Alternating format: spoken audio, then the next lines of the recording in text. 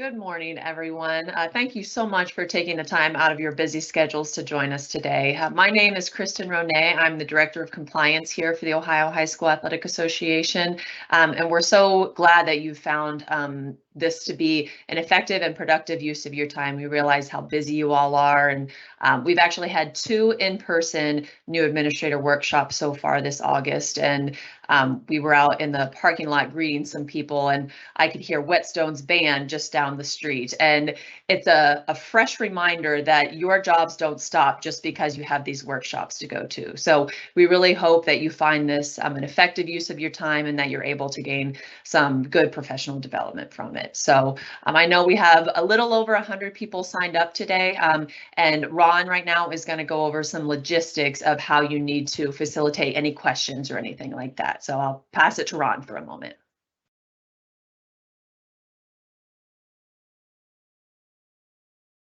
Ron, you're muted. I just walked everybody else through muting and unmuting, and here I am talking while I'm muted. So sorry. But good morning, everybody. This morning, there is a question and answer feature that you will utilize to ask any questions that you may have. It is a typing only feature, so there won't be any dialogue back and forth. But once you type into that feature, we will get the question, and then we will either answer it live on air, or I will go ahead and answer the question either privately or publicly, depending on the content of that question, and then that will be either published or just dismissed. So either you alone will see the answer or everybody will see the answer. Again, just depends upon the topic of the question. But we will take some time throughout the day to read some questions live, just so that we can make sure that we're getting all of that information out to everybody. If you have any questions, you can either, again, put them in the Q&A or email me if you're having technical issues. And my email is R as in Ronald Sayers, SAYERS @ohsaa.org. Thanks so much. And Kristen, I'll turn it back over to you. Thanks, Ronald. Most of you who are on this workshop right now should have received an email from myself this morning with an agenda. We have 4 different presentation sections along with 2 sponsor updates. We're going to have an update from our executive director, sport management update, student eligibility update, and then we're going to have some MyOSHA reminders and how-tos, if you will. So at this time, I'll go ahead and turn it over to our executive director, Mr. Ute, to give you an update, kind of OHSAA, all things.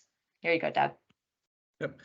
Thanks, Kristen and Ronald, and thank all of you for taking the time today to join. And you know, our message here is simple. At the OHSAAs, we're here to help you serve your student athletes. And as Ronald shared his email, I would encourage you to always reach out if you have questions or comments, concerns to our group. Email is usually the easiest way to do that. And so, you know, we appreciate what you do, stepping up in your leadership roles in your school district. And by now, you've probably had at least 1 home football game under your belt, and maybe a road game or 2 home games or whatever. And so that pressure of the excitement of opening up and your community is going to be in, and I mean, let's face it, that's where they start evaluating you and making sure everything goes well on Friday night. And I'm sure you did just fine. But if there's anything that we can do to help you, I know our sport administrators are on here. Emily Mason is a wonderful sport administrator for us, and you'll be listening to some of our staff members, Kristen and her staff, Ronald, Alexis. That group, you know, we're here to help you, and we prefer you reach out ahead of time to us instead of after the fact, and because many times you reach out ahead of time, we can help you out. So again, thanks for what you do. We feel like our organization has a lot of positive momentum going. You know, we're kind of reorganized ourselves during the COVID time. Feel really comfortable about our staff and what we're doing and the direction we're heading, and we all are just so thankful and appreciative of the fact that we can work along our 818 member schools to help them provide opportunities for well over 300,000 student athletes in Ohio. So again, thank you for what you do, and look forward to meeting so many of you when we get out on the road a little bit, and reach out if you need help. Thank you.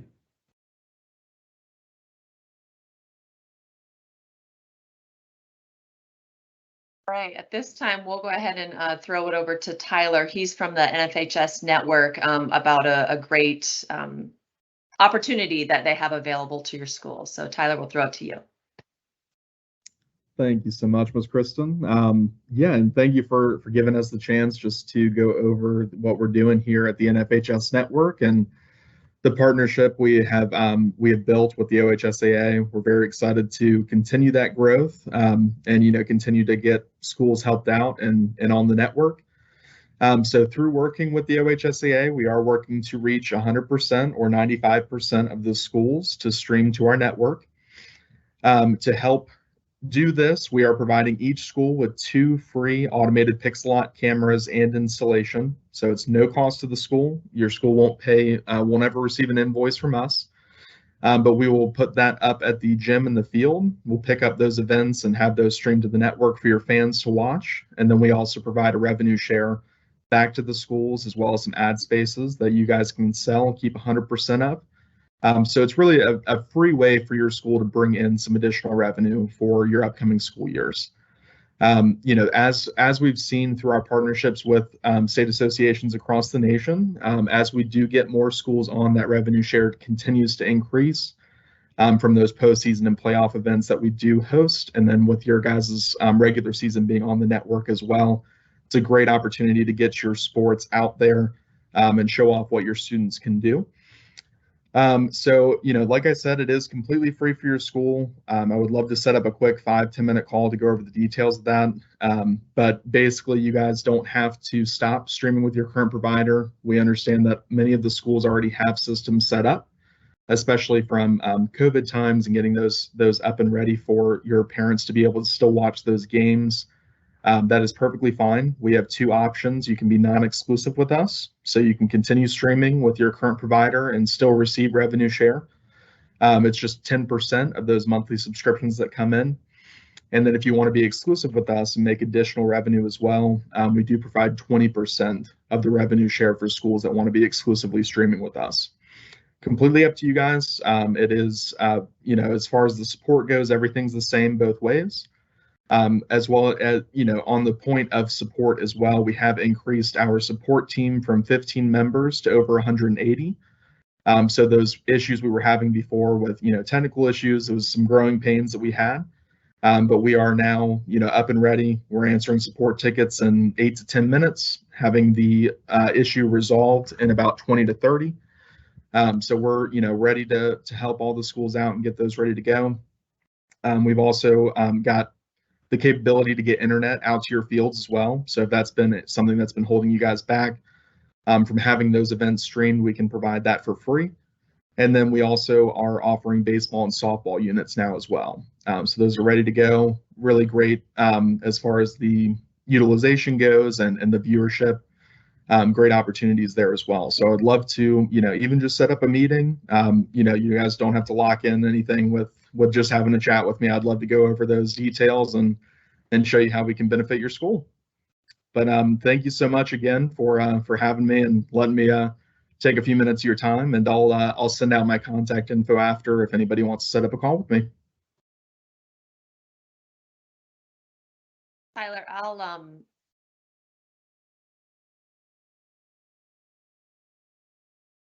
I'll ask maybe one follow-up question. Ronald, I hope I'm not throwing off here, but I know some of the other questions about sponsor opportunities when people are streaming. Could you touch briefly on those that the schools might be able to utilize, please?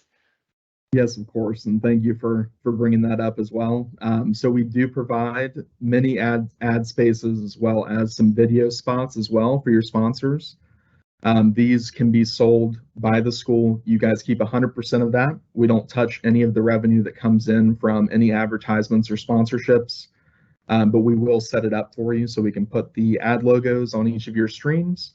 And then the video portion will be available soon. It's not completely ready yet, but that will be another way to utilize that, the NFHS network, to bring in some additional revenue for the school as well.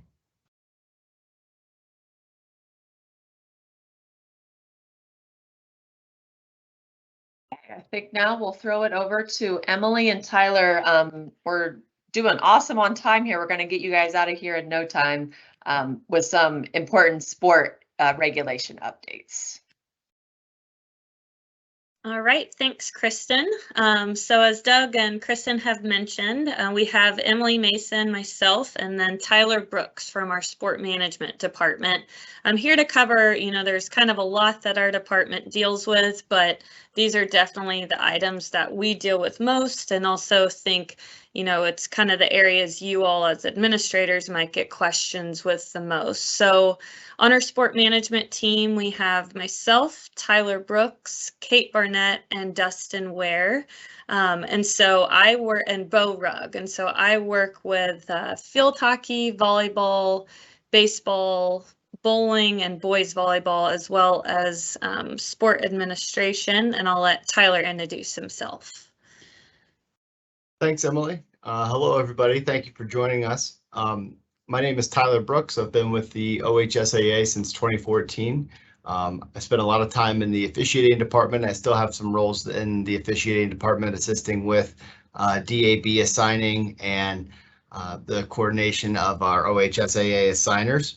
I administer the sports of boys and girls golf, boys and girls wrestling, and boys and girls lacrosse. And thank you for making time, and we hope you find this a beneficial segment to your day.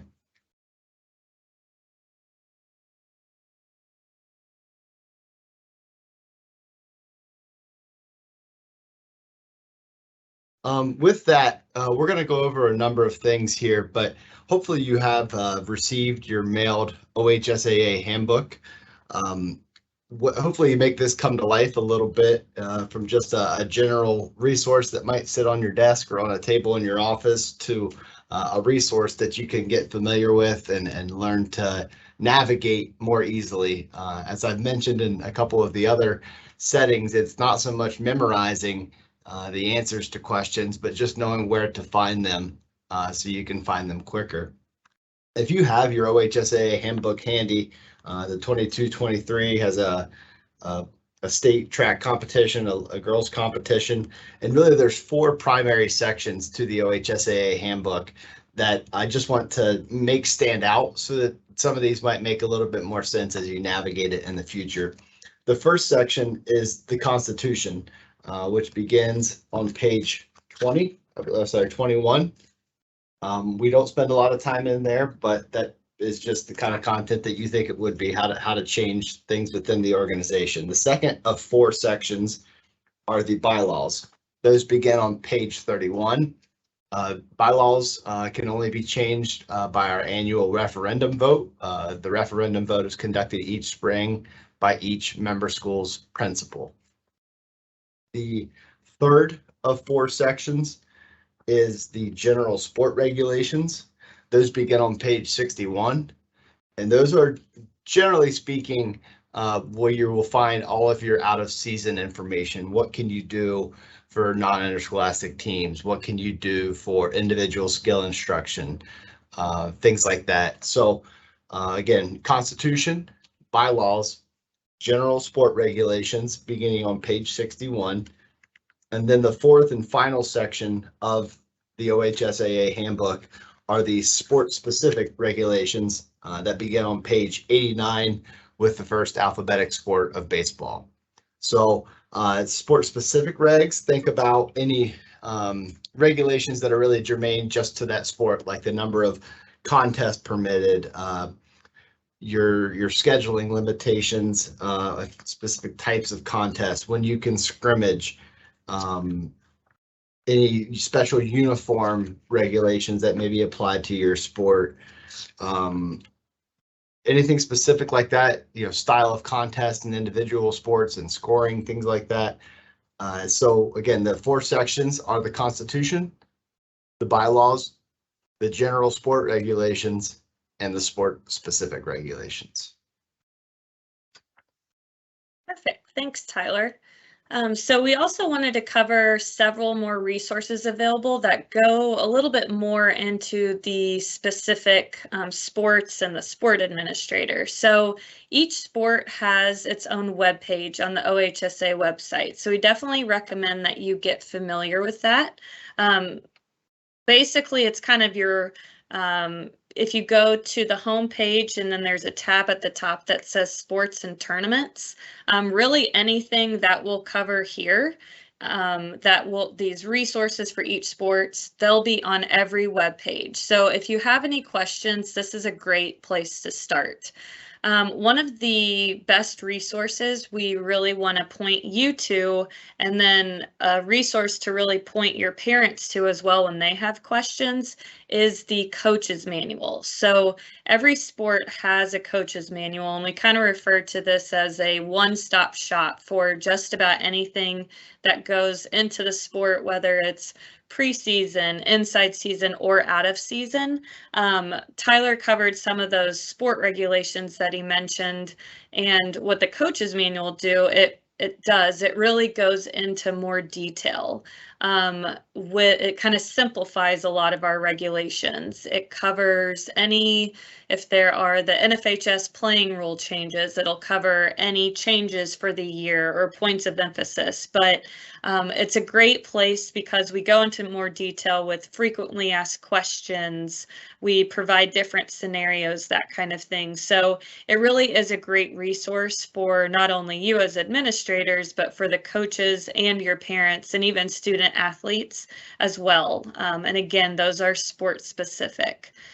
Also, each sport administrator sends out coaches memos. So it's really up to the sport administrator to determine how often they send these out. A lot of the content comes from, the time of year. For example, I work with the sport of baseball, so I just was sending them reminders about the no contact period, and since they're out of season, reminders of the out of season regulations.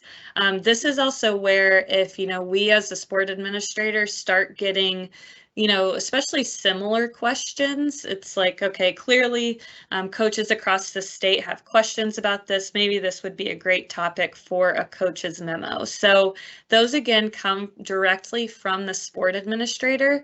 And this is a great reminder. I know Alexis will be covering MyOSHA in much more detail, but just to make sure that your staff management lists are up to date in MyOSHA, because this is how we pull the email listservs to send out the coaches memos. So again, using that same example, when I send out my This Week in Baseball memos, I go into MyOSHA and I pull every head baseball coach that is listed in MyOSHA. So just another reminder to make sure those staff management lists are up to date.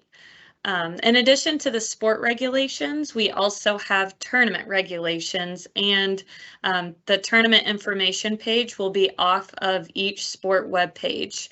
I do mention this just because once tournament time comes around, I know we're not necessarily thinking about that just yet because sports just started, but once tournament time comes around, we do recommend that you please make sure that you and your coaches review the tournament regulations for your sports that you are competing in the tournament for, just because these tournament regulations are required to be followed from the very first level, whether it's sectional, district, or regional, all the way to the state tournament. So again, these will be posted on the sport web page. And just a quick note, for the fall sports are not being approved and voted on by our board of directors until this week's board meeting. So just something to keep in mind if you're ever looking for them and they're not posted yet, they do have to be approved by our board of directors. The tournament information page will be basically everything you need for each sport tournament. So when when the brackets are posted, when you need to fill out forms for participating in tournaments, that type of thing. This again, each sport web page has its own tournament information page. And one last resource I definitely want to push for you all to just have conversations with your coaches about joining are every sport has a coaches association. And I, like Tyler, have been here since 2014. So can definitely say that some of the sports have, maybe bigger or a little more involved coaches associations, but the ultimate purpose and the intent of a coaches association is really to serve as a voice for the coaches in the state of Ohio in that sport. Why I mention that is most of the coaches associations also have district representatives. So their jobs are to work with the coaches within their districts and making sure their voices are heard. Coaches associations are really kind of the main way that we as sport administrators in our office receive proposals to make any changes to these sport specific regulations or our general sport regulations. So just as an example, many of you are probably aware that quite a few years ago, we had a proposal from the Baseball Coaches Association to extend the regular season 1 week, just because with Ohio weather, as we all know, baseball and softball programs weren't getting their games in, and they felt like they didn't have enough games in prior to the tournament draw taking place. So what the Coaches Association did is they worked with coaches all across the state and worked with me to propose the extension of the baseball season. So again, that's just a quick example, but why coaches associations are very important for your coaches to be a part of and involved in. Just showing, this is a screenshot of the web page, but as Emily mentioned, each sport does have its own web page. If you go to ohsa.org and then click on sports and tournaments in that light green menu bar, you'll see the calendar. Down on the left side, you will find the coach's manual, usually just referred to as the manual here, the sport specific regulations, the email updates that go out to coaches. Is sometimes named something slightly different in each sport, but generally you will find that in the current season information. Emily's updates titled This Week in Volleyball. So that's where you will find this type of information on each sport's webpage. All right, so I want to jump into definitely the most asked general sport regulation that our team definitely works with, and that will be General Sport Regulation 7. And so before I go into that, I did want to kind of jump ahead to define what a member of a school team is. I just want to do this before I go into General Sport Regulation 7, and it'll make much more sense here in a moment when I dive into it. But so just so we are all on the same page, Bylaw 414 defines member of a school team as basically it's kind of when they trigger an actual member of a school team for a student athlete. So what triggers this is as soon as a student athlete in that sport participates in any game, preview, or scrimmage, whichever comes first. So I just mentioned that just because we get questions of, you know, I have an athlete who wants to participate in a non-interscholastic program. They haven't played in a scrimmage yet or a game, but they have tried out and they are on the team and they have been practicing. In that example, they could participate because they haven't yet become an official member of the school team until they play in a preview, scrimmage, or game for that school team. So again, this will make much more sense once I dive into General Sport Regulation 7. So General Sport Regulation 7, we kind of lightly refer to it as the non-interscholastic rule and also the individual skill instruction rule. So ultimately, if you're looking at the handbook or if you have kind of dove into GSR 7, you will see that it really spells out what players and coaches can and cannot do during the season, also addresses what they can do outside of the season. So kind of just a big summary, I would say, for players is during the school season in the same sport, players cannot work out, try out, practice, participate in any way with any non-interscholastic program or team. So what I mention this because it can be as unorganized as just like a church rec league, all the way to as organized as like an AAU basketball or a club volleyball team. This also includes They cannot participate in any type of showcase or college ID camp. And you will see that there is an asterisk next to college ID camp. There is an exception in the sport of soccer. Players, if they're invited to participate in a college ID camp, they can apply. There is a form to apply to the soccer sport administrator, Kate Burnett, to participate in a college ID camp. So again, that's only for soccer. So they really can't participate with any non-school program during the school season in the same sport. I do mention it is the same sport because say you have a football player that's playing football this fall that wants to, if he has the time, play on a fall ball baseball team. He could play on that baseball team during the football season because they are separate sports.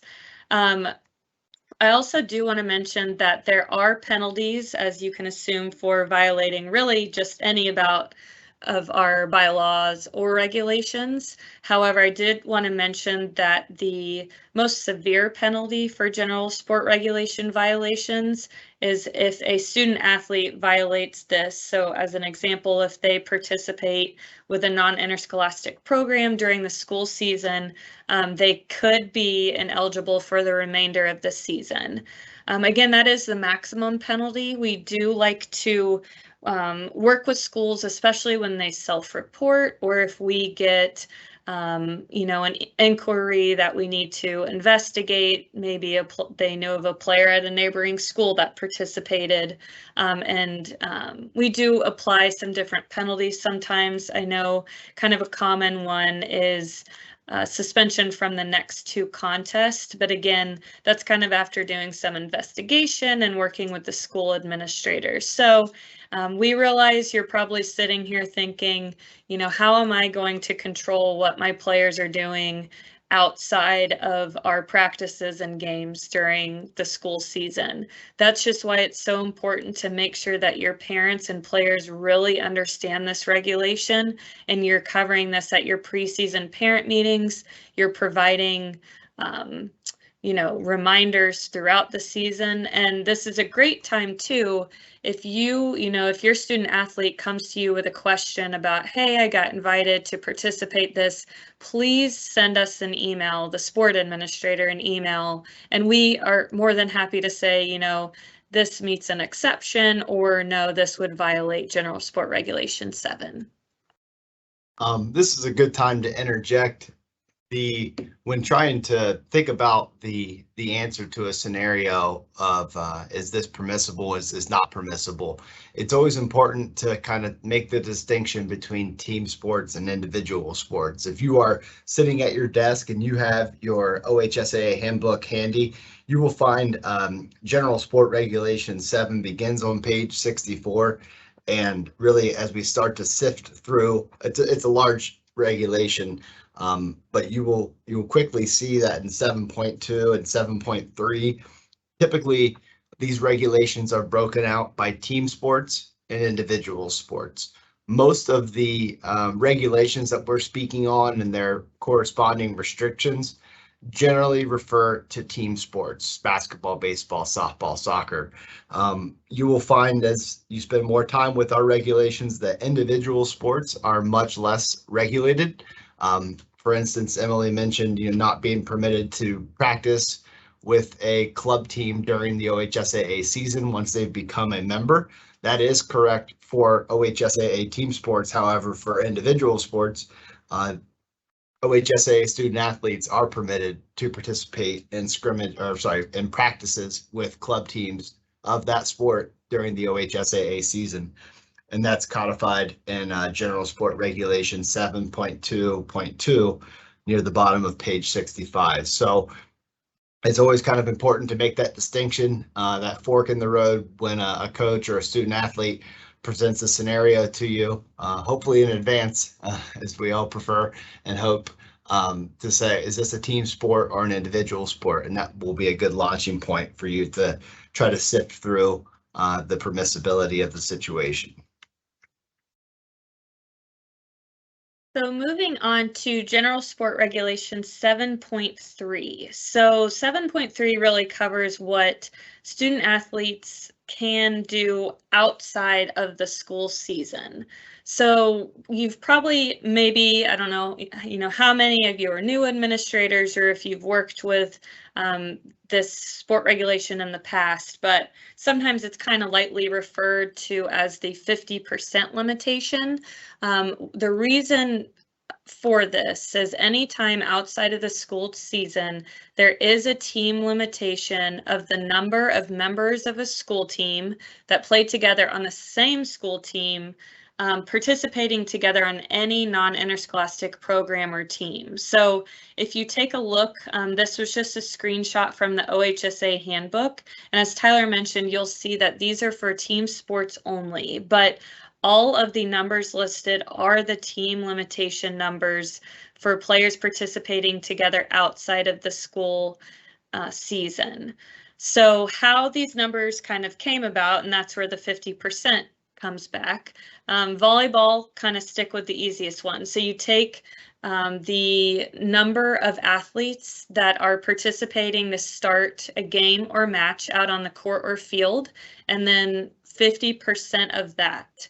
If it's an odd number, we round up. So clearly volleyball is easy. There are 6 players to start a match on the court. So the 50% limitation for volleyball, that means anytime outside of the season, there can only be 3 players from the same school participating together on a non-interscholastic team. So for a sport like basketball, where it's starting 5, so clearly you can't have half a person, so we round up in those cases. So for the sport of basketball, the team limitation number anytime outside of the season is 3 as well.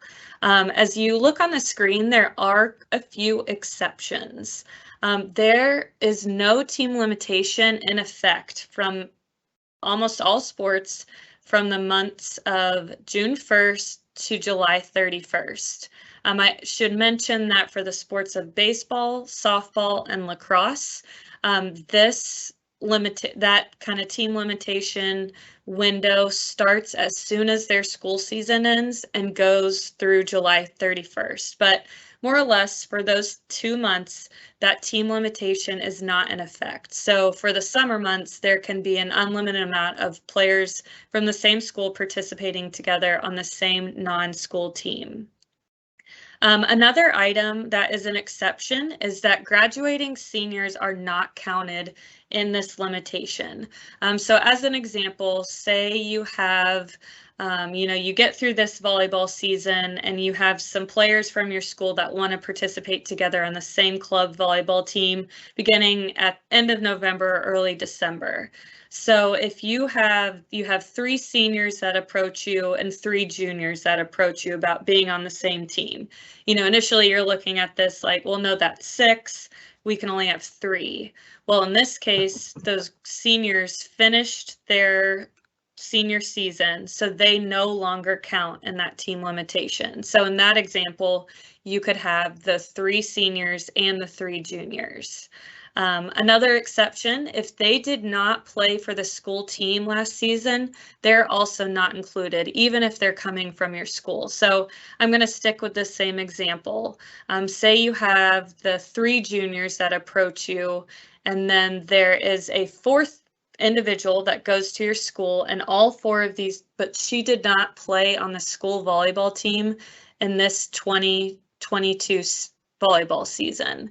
All 4 could play together because you have the 3 that played on the school team, and then you have the 1 that does not count because she didn't play for the school team this season. And then one last note is that we do separate, we consider grades 7 and 8 separate from grades 9 through 12. I mentioned this, we'll stick with the sport of volleyball. Say you get through this volleyball season, and even if you have like K through 12 on one campus, you could have 3 8th graders and 3 9th graders from the same school district playing on the same club volleyball team outside of the school season. And the reason for that is, again, we consider grades 7 and 8 separate from grades 9 through 12.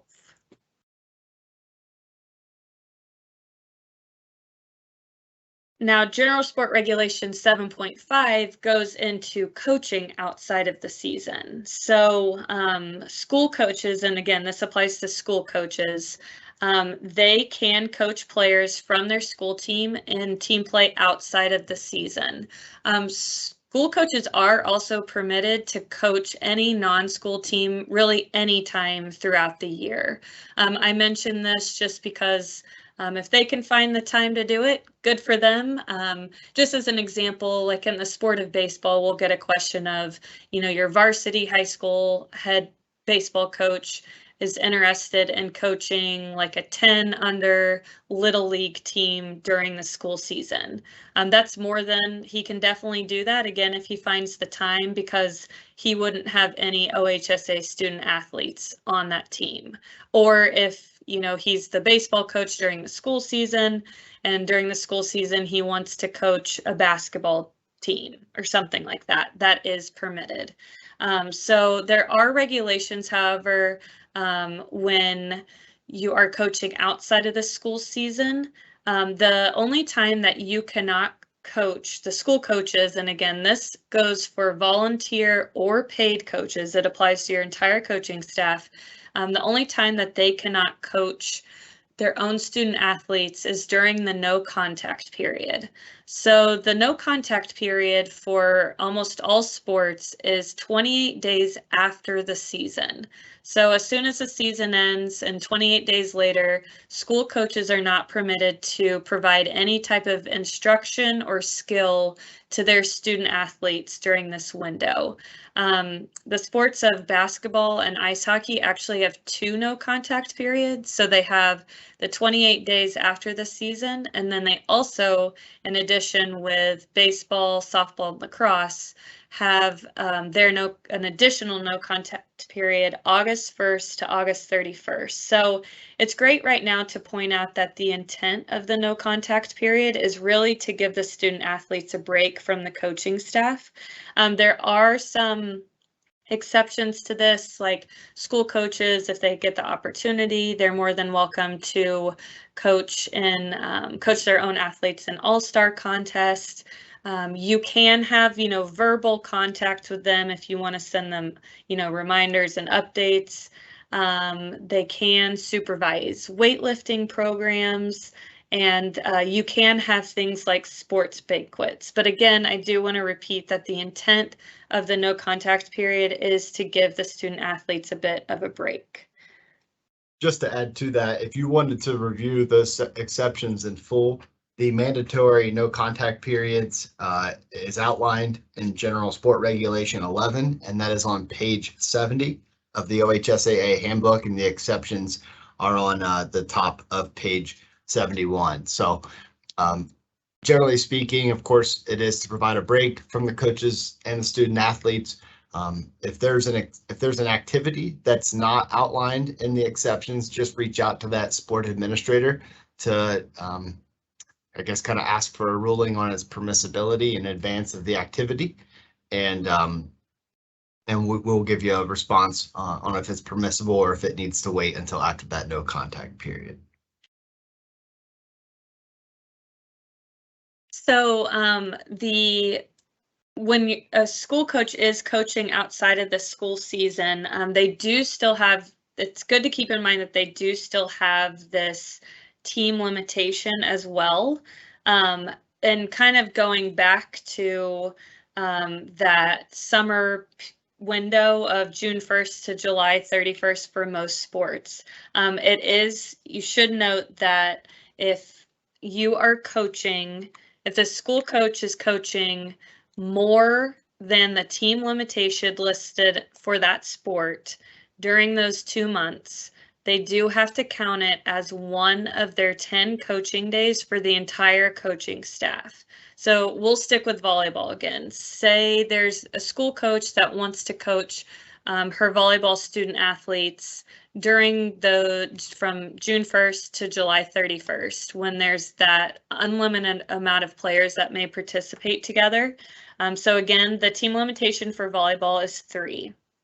So if she has 3 or less of her own student athletes on this club volleyball team, she does not have to count it as one of her 10 days. However, anytime, whether it's on the club volleyball team or they're going to camp and she's instructing, whatever it may be, they do have to count any time they're over that team limitation as one of their 10 days. So just keep that in mind when school coaches are providing instruction during those summer months. So Sport Regulation 7.8 goes into individual skill instruction. For those who have worked with our sport regs in the past, you may know that this was its own regulation. It used to be General Sport Regulation 8. However, we did work hard this year to kind of simplify it and combine it with General Sport Regulation 7. So the individual skill instruction is really an additional opportunity for coaches to provide instruction in a kind of one-on-one or individual type setting.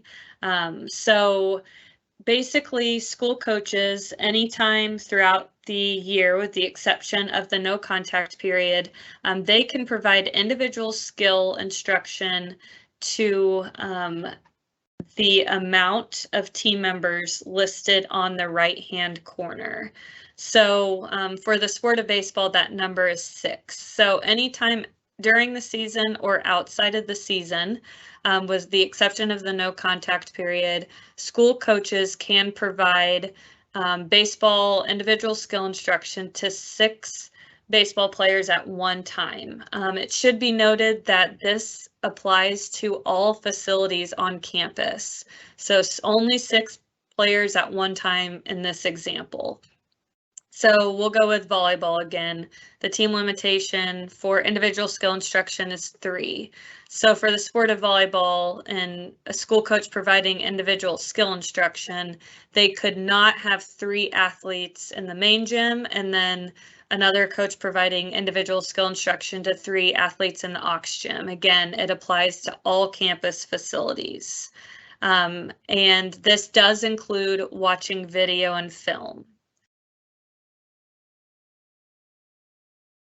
And that really kind of covers, I know it's quite a bit of information, but you know, if you have any questions or scenarios that are brought up, please send those to us. Sometimes it is easier for the sport administrator to kind of answer specific scenarios. If something, you know, again, I've been here since 2014 and people still come up with questions that I'm like, wow, I didn't even think about that. So just make sure you're reaching out to us anytime that you all get a question about something that might apply to General Sport Regulation 7. We're happy to work with you on that. And beyond the general sport regulations, I would say really kind of the only bylaw that our department really deals with is bylaw 9, which speaks to contests with out-of-state schools. So OHSA member schools are permitted to participate in contests outside of the state of Ohio. So that applies to both bordering states and non-bordering states. So there are a few differences, but a bit of general information. The type of contest must be classified the same for both schools. So what I mean by this is if you're scheduling a scrimmage out of state, it must count as a scrimmage on your opponent's schedule as well. So you couldn't make it a scrimmage on your schedule and then on their schedule it's a game. It must be classified the same for both schools. All games must be played by the official NFHS rules as well. And please keep in mind that the Ohio administrative rules must continue to be followed. So just one example is, you know, I'll go into it. in more detail as well, but you can imagine, you know, me as the baseball administrator and Kate as the softball administrator, those are definitely two sports that we get a lot of requests to travel out of state for, just because, you know, spring break trips happen, you want to play somewhere warmer. So just as an example, even if you have your baseball team going to play in South Carolina in March or April, they still must follow our Ohio pitch count rule. So that's just an example that Ohio administrative rules must be followed. So if you're traveling to a bordering state, this is permitted an unlimited number of times throughout the season, and you are permitted to miss school time. Now, one big difference, if you're traveling to a non-bordering state, this is only permitted one time per season, and you must receive approval from our office. So you must fill out the travel to a non-bordering state form. This form is posted on every sport webpage, and then you must fill it out and send it in to the sport administrator.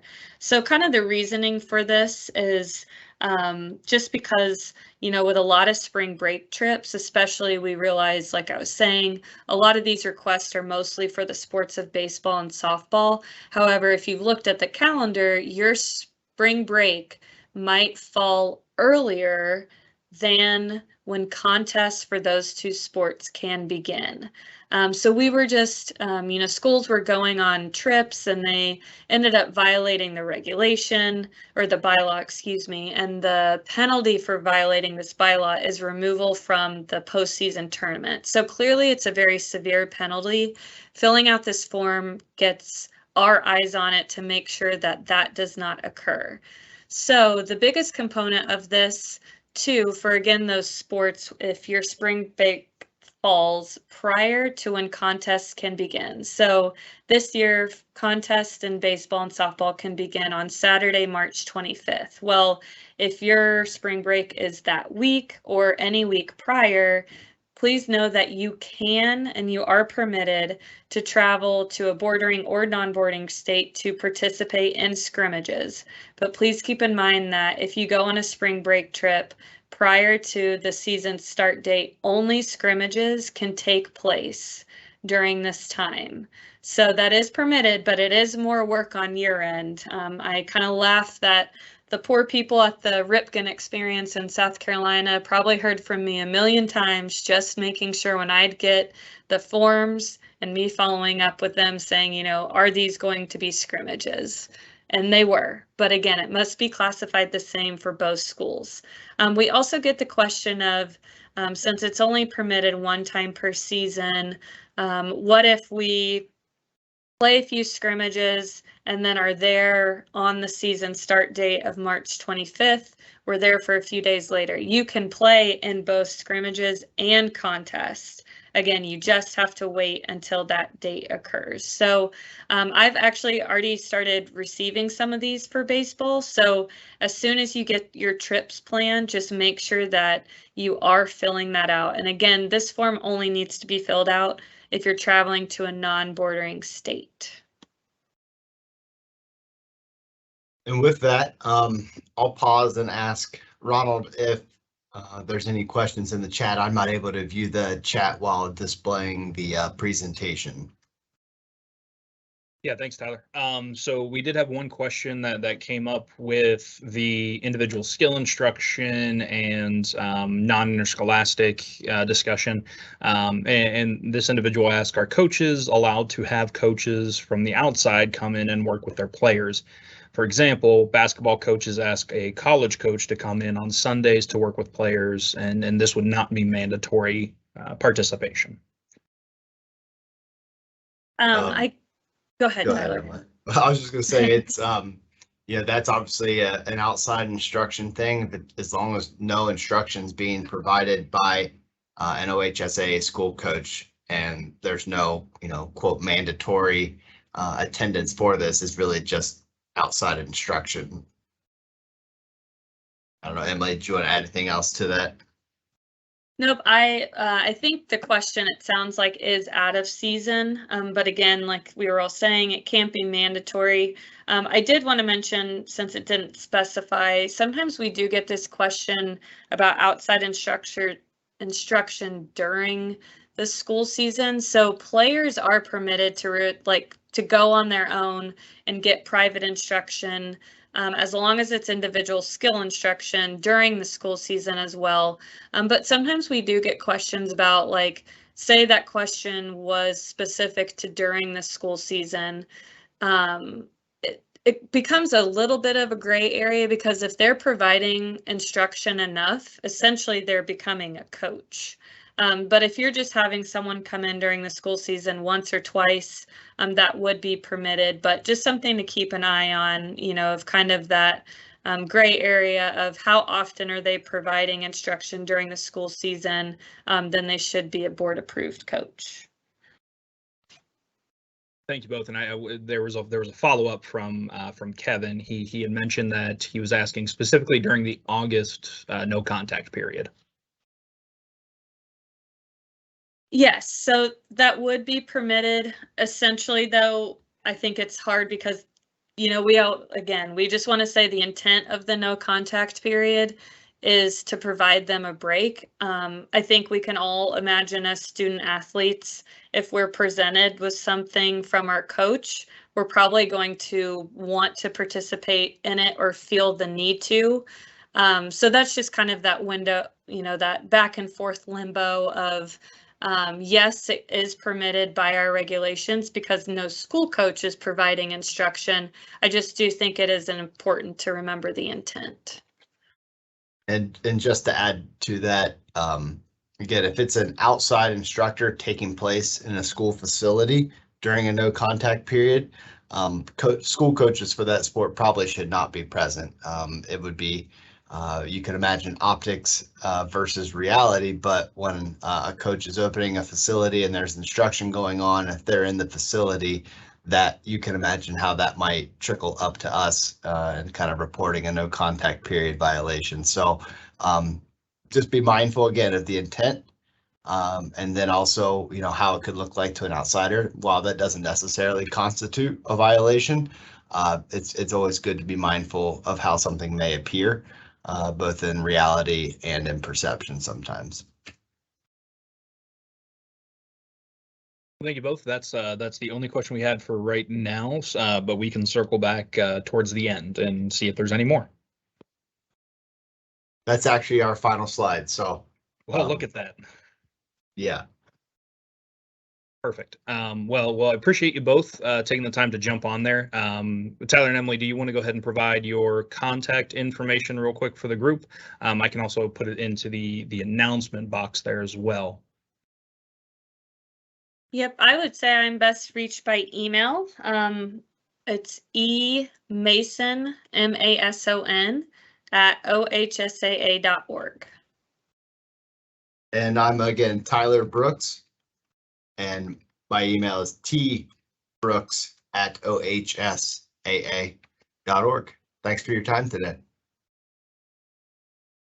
Awesome. Well, thank you both. At this point, we were supposed to have a small presentation from Hometown Ticketing, our ticketing partner here at the association, but unfortunately, we had some technical difficulties and they were not able to jump on. So I am going to go ahead and turn this over to Kristen, and she will provide some compliance department updates for the year. Go ahead, Kristen. Thanks so much, Ronald. I'm going to go ahead and share my screen with everyone. So we have a PowerPoint created for you. Let me get it up here. Okay, so I'm going to stop periodically for questions throughout. So Ronald, if there are questions, feel free to chime in. If not, I'll just do like a 3 or 4 second pause and then just continue on. So what I'm going to talk about today is student eligibility issues. I can get my screen to advance. There we go. So as this poor girl here in the picture says, you might feel like I'm trying to make you drink from a fire hose. And we certainly don't intend to do that, but the biggest thing, as Tyler mentioned earlier, we want to at least make you aware of when to ask the question. So there are 10 different sections of student eligibility rules, and every student has to be eligible under each different section. So I'm going to go through these different areas, spend a little more time on some than others, but at least put this in the back of your mind so you know when to ask the question. The first thing I'm going to bring into play is bylaw 361. This is a bylaw that requires every school to do an eligibility certificate. What this is, at the beginning of each sports season, a school administrator has to fill out a form or a sheet of paper saying which students are eligible to compete on their sports teams. We do have a form. You can see that link there. If you go to ohsaa.org, it's under the eligibility homepage. You do not have to use this particular form, but it is a tool that we've created just to help you. I know some school districts take this form, add a few different columns because there's different things that they want to check. I also know that Arbiter and Final Forms create their own eligibility certificates based on the information that is created. And then you would just need to review those automatically generated reports to make sure that these students are in fact eligible. So again, this is a bylaw that it does require you to create an eligibility certificate for every team at the beginning of the season. And then if students become eligible or ineligible for whatever reason, then you can add or delete them throughout the course of the season. Bylaw 4.2, this is the age bylaw. So when a student turns 20 years old at the high school level, that's when they become ineligible for interscholastic athletics. It used to be 19 prior to August 1st, but it changed, and now students get to play all the way through their 19th birthday. The day that they turn 20, that's when they become ineligible. So definitely make sure you check those students who are spring sport athletes, and you know that they are a little older for their grade. There is an exception for this rule for a child with a disability. And along those same lines, I'll mention every single rule that I'm going to explain here today, it does have an exception. So as long as you're aware of the rule, you can go and see what maybe different exceptions would be available for that. So at the 7th and 8th grade level, there is a rule: if a student turns 15 prior to August 1st of the school year in question, then they become eligible. Again, there's an exception to that, but so for this coming school year, if a student turns 15 on July 30th of 2022, they're ineligible for 7th and 8th grade athletics. But if they turn 15 on August 2nd, that they would become eligible. Reason being there, it's we have to have a cutoff line somewhere, and there's sometimes 11, 12-year-olds in 7th grade, and if they have combined teams, our member schools had a little bit of a concern about students maybe that far into their developmental growth being able to participate in 7th and 8th grade teams. So if a student does turn 15 prior to August 1st, they do have the option to play sports at the high school level.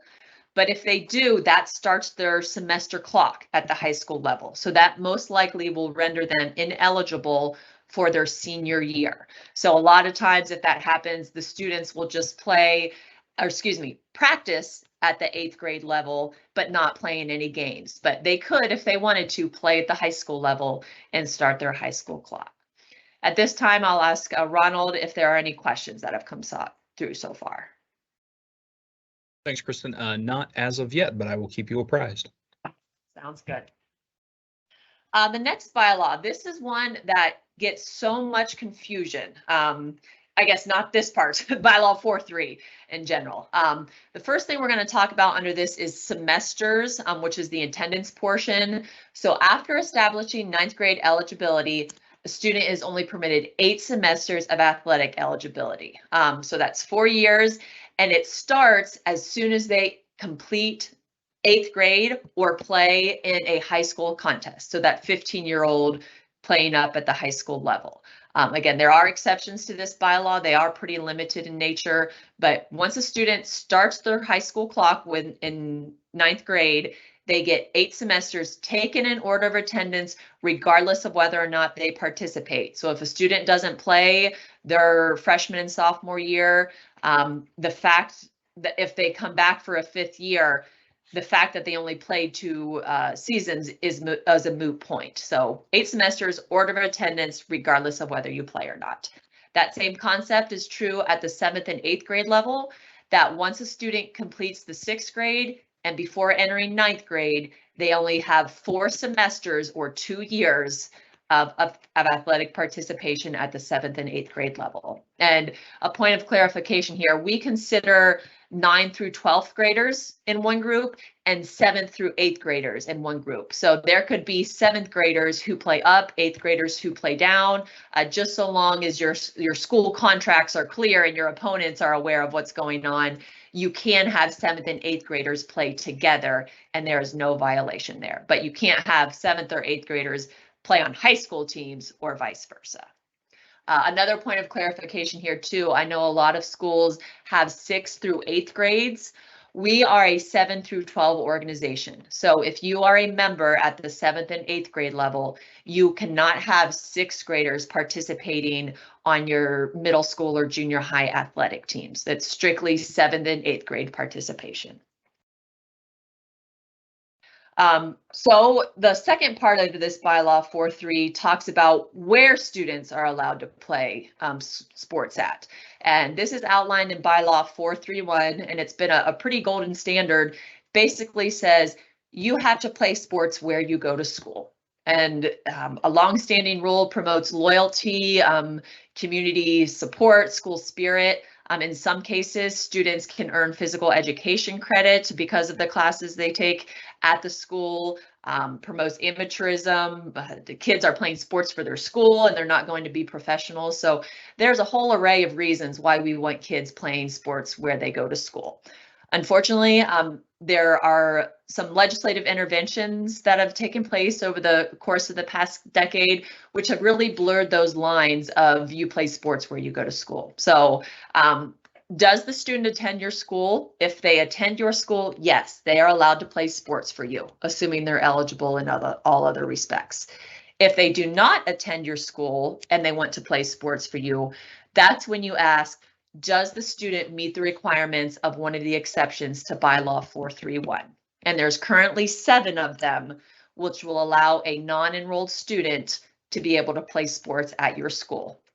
The most common one that gets confused is this exception 6. And this is in accordance with state law, and it allows 4 groups of students to be able to play sports at your school.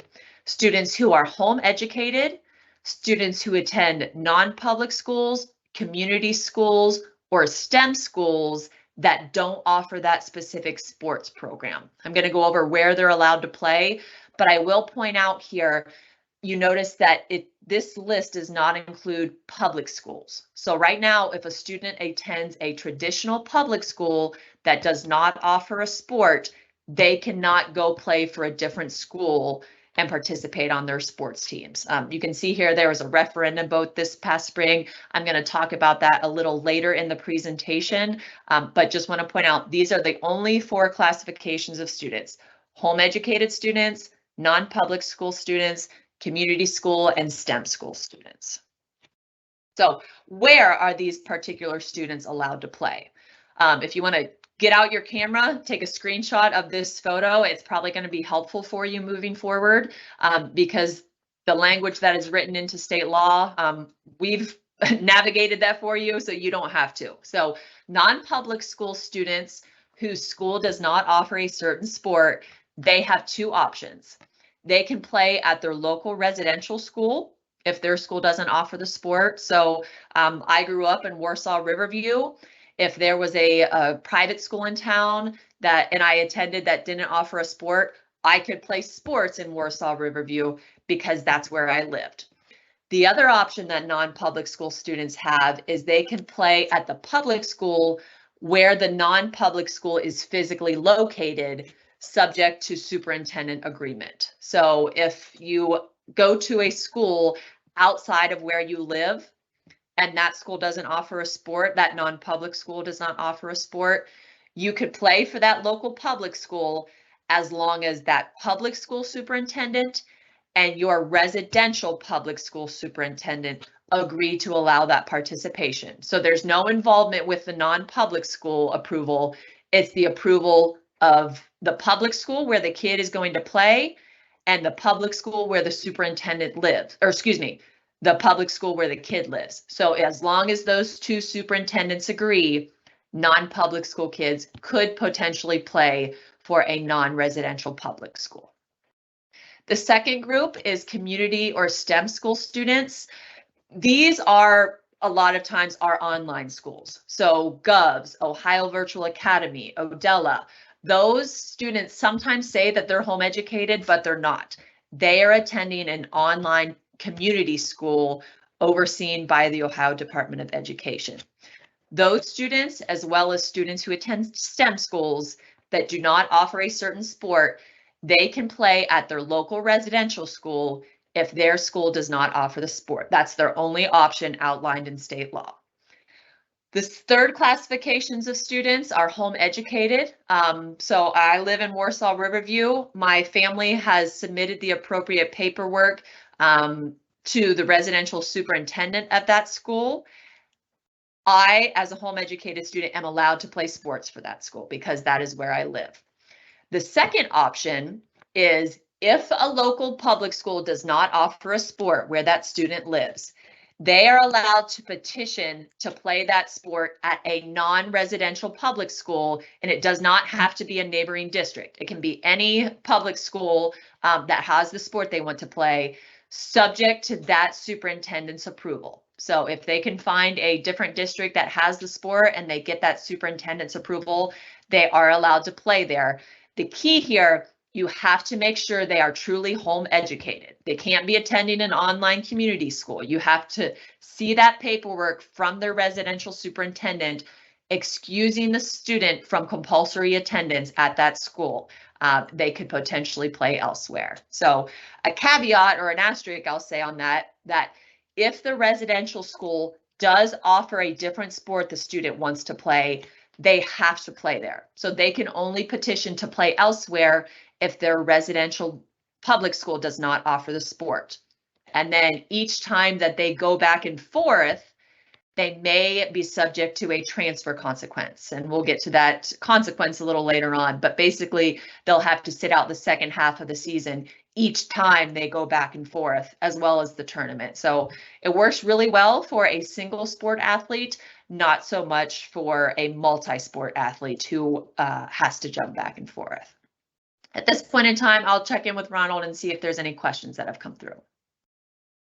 Yeah, thanks, Kristen. We had a question come in that asks, can a homeschooled student play football not offered at local residential school and then play another sport at the local residential school? So the back and forth piece that you had just mentioned.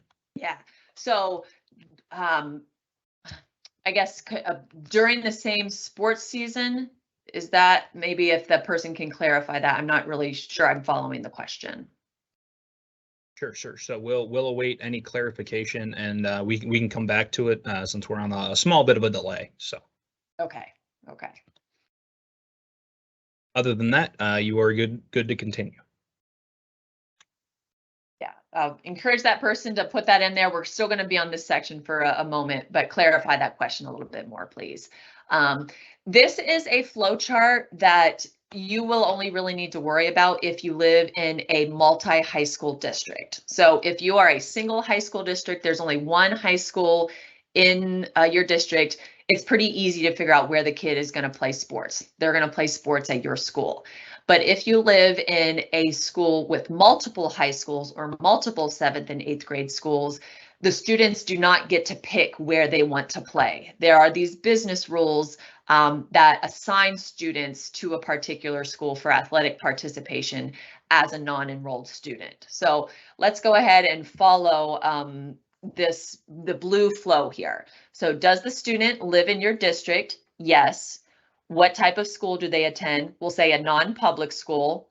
Have they been at that non-public school since the start of 9th grade? If the answer is yes, then you can see their eligibility shall be vested for athletics at the school in the attendance zone, or if there's no attendance zone, at the school closest to where the kids live. So that's the general rule that a multi-high school district will have to follow to assign students who are participating as non-enrolled students.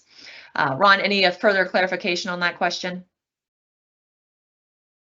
Yes, they were asking if they could play football in the fall and then basketball in the winter. So again, football at a non-residential school, and then basketball at the residential school.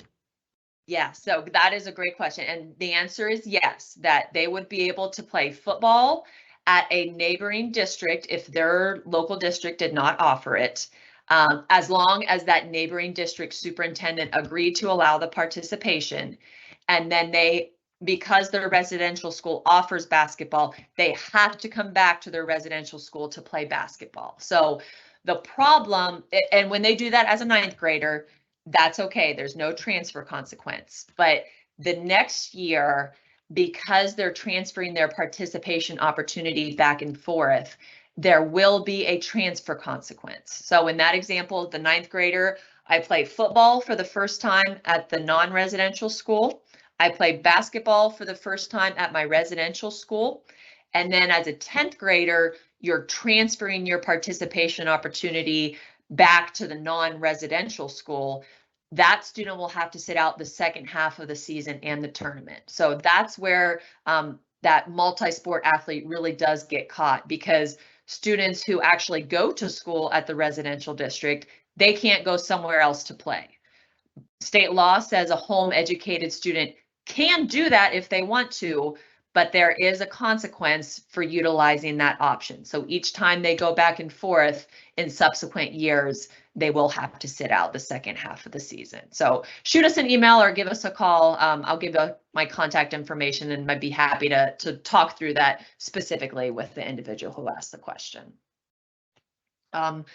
Scholarship bylaw. This is the rule that governs what grades kids have to get in order to be eligible for athletics. So entrance into 7th grade for the first time, it doesn't matter what they did in 6th grade. They're going to be eligible. They get a clean slate as an incoming 7th grader. After the second grading period of your 7th grade year, you have to pass 4 classes in order to be eligible. And that's 4 classes in the immediately preceding grading period. So we're always going to look at the work completed in the grading period right before the athletic eligibility begins. So, and the easy thing about 7th and 8th grade, it's just classes, and it doesn't matter which classes they are. So you can pass science, math, gym, and home ec. Those are 4 classes. If a student gets passing grades in those, they are going to be eligible. That same standard of 4 classes does continue into entrance into 9th grade. So incoming 9th graders for the first grading period, they only had to pass 4 classes because they were in 8th grade during the 4th grading period, which is what you're using to determine athletic eligibility. But after that first grading period in 9th grade, then they transfer to the high school standard. And the high school standard is they have to pass a minimum of 5 1-credit courses or the equivalent in order to be eligible. And I have several slides upcoming that talk about how we determine that equivalency, because not every class is going to be worth 1 credit. And you need to make sure that students are scheduled for enough in order to be eligible. So I'll spend a little bit more time on that in just a moment. The last couple bullet points here, again, we always review the coursework completed at the end of the immediately preceding grading period. So for eligibility for the first grading period, you look at what they did during the last grading period of the school year prior and continuing.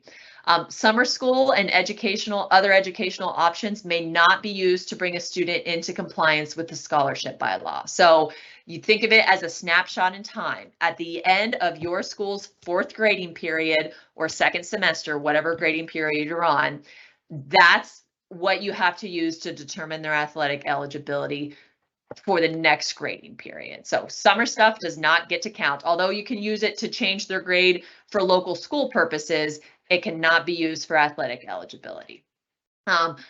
College Credit Plus courses and credit recovery courses, they are allowed to count as long as they take place during the grading period in question. So if you took a CCP course during the 4th grading period, that can count. If they took it over the summer months, that does not count for athletic eligibility. So they can't be banking those credits that they earn over the summer. And then the last thing about eligibility I'll mention here is that eligibility or ineligibility continues until the start of the 5th school day of the next grading period. So you have a little bit of grace time to work with your teachers to try and collect these grades, make sure that you know exactly what a kid got, and then at the start of the 5th school day of the next grading period is when their eligibility either starts or discontinues. So the example I'll use here, if your grading period ends on a Friday, and you are in school all 5 days the next week, that student will either become eligible or become ineligible that next Friday, because that's the start of the 5th school day of the next grading period. There's 2 exceptions to that. Eligibility for the start of the fall sports season, that starts on August 1st. Right away, you don't have to wait 5 school days into the 1st grading period. So that's one exception. And then the second exception is if a student was ineligible and did the work and is going to become eligible, as long as you can verify those grades, that student can become eligible 5 calendar days after the end of the grading period. So that rule was put in really for spring break and winter break, where if a student did the work, we didn't want to make them wait until the next grading period in order to regain their athletic eligibility. So we'll talk about winter break. If your grading period ends December 23rd, then that student, as long as you can verify the grades from the teacher, they could become eligible 5 calendar days after that. So we'll say December 28th. And that way they can play maybe a few games over winter break. The otherwise might not have been able to play. Ron, any questions on that? As of right now, no. Thank you, though. Yep. So for how do you determine equivalencies? So we talked about at the 7th and 8th grade level, how you just have to count to 1, 2, 3, 4 classes. At the high school level, you have to determine their equivalency and pull out your camera, take a picture of this. This is how you figure out what an equivalency is at the high school level. You take the credit value that the class is worth, so either a full credit, a half a credit, or a quarter credit, etc. You multiply it by the appropriate factor, which is determined by the length of time the student is in the class, and that gives you the equivalency for that class. So year-long classes have a factor of 1, semester classes have a factor of 2, trimester 3, and semester class, oh, that is a typo there. I apologize very much. That is intended to be quarter classes have a factor of 4. So those are the equivalencies that you use to figure out what each credit is worth. So some examples here. English, this student got a B in it. English is worth 1 credit and they take it for 1 year. So the formula there is 1 credit times 1 year equals 1. So that English class is worth an equivalency of 1 credit for that student. It's the same thing for the next 3 classes, Spanish, history, and algebra. Those are all worth 1 credit. They're taking it for an entire year, and the student received a passing grade in each of those classes. So that is 3 additional credits that the student is earned. Now we go up to science. That would have been another credit, but the student failed the class. So they don't get any credit for this. You multiply it by 1 because that's the semester or the factor for a year-long class, and they get 0 because anything times 0 is 0. This next one, contrary to popular opinion or belief, physical education or gym is allowed to assist a student in meeting academic requirements for athletic eligibility as long as the class counts towards graduation, which it does in a lot of schools. So the only thing to remember is that gym, the way the Carnegie units work out, it will never be worth a full credit. It's always going to be worth a half or a quarter. So for this gym class, it's worth a quarter credit and they take it for a semester. So it would be 0.25. The factor for a semester course, remember, is 2. So it's 0.25 times 2. That gives you 0.5. So this gym class is worth an equivalency of 0.5 credits. Same thing for health. It's a quarter credit. They took it in a semester, so you multiply it by 2, and that gives you 0.5. So this particular student, even though they failed science, they still had enough credits to meet that 5 credit standard. And they would be eligible per OHSAA rules. Now, if your local school has a internal policy, maybe no pass, no play, that would be your prerogative to hold that student out, maybe make up any work to improve their grade if your district wanted to allow that. But per OHSAA standards, this student would be eligible. Another example here, almost every school district utilizes College Credit Plus options for their students. So you need to know how to determine those equivalencies for those classes. The thing you need to know about CCP courses is down here at the bottom. Any course that's 3 or more semester hours is worth 1 credit. So that means even if it's 4, 5, 6, or 7 hours of credit or semester hours, they only get 1 credit for that course. And then if a course is delivered only 2 semester hours, it's 0.67 because it's 2/3 of that credit. Or if they only get 1 semester hour for it, maybe it's a lab, they get 0.33 credits because again, it's 1/3 of what that 1 credit would be. So working through an example here, the first course is history. It's just a traditional high school course. It's the only one that the student comes to for school. It's 1 credit. They took it for an entire year. So 1 times 1 would be 1. CCP English, the student got a B in it. And it's a 3 semester hour course. So how many credits would that be? Give you guys a second to think about it. As we just talked, anything 3 semester hours or more is worth 1 credit. So it would be 1 credit times 2 because it's a semester course and that factor for a semester is always 2. So this CCP English course is worth an equivalency of 2 credits. And I would say the majority of the time CCP courses are worth 2 credits. Not always, but just as a general rule of thumb. So CCP Calculus, it was a 3 semester hour course, but the student failed the course. So 0 credits for that particular course. But CCP Biology, it was 5 semester hours. Remember, anything 3 semester hours or more is worth 1 credit. So this is 1 credit times 2 because of a semester course. So that is worth an equivalency of 2 credits. So again, even though this student failed CCP Calculus, that class they took at their high school saved them, and they are still eligible because they passed 5 credits. 2 more examples here. If any of your schools are on block scheduling, calculus, the student had a B. It was worth 1 credit. They took it for a semester. So 1 times 2 is 2.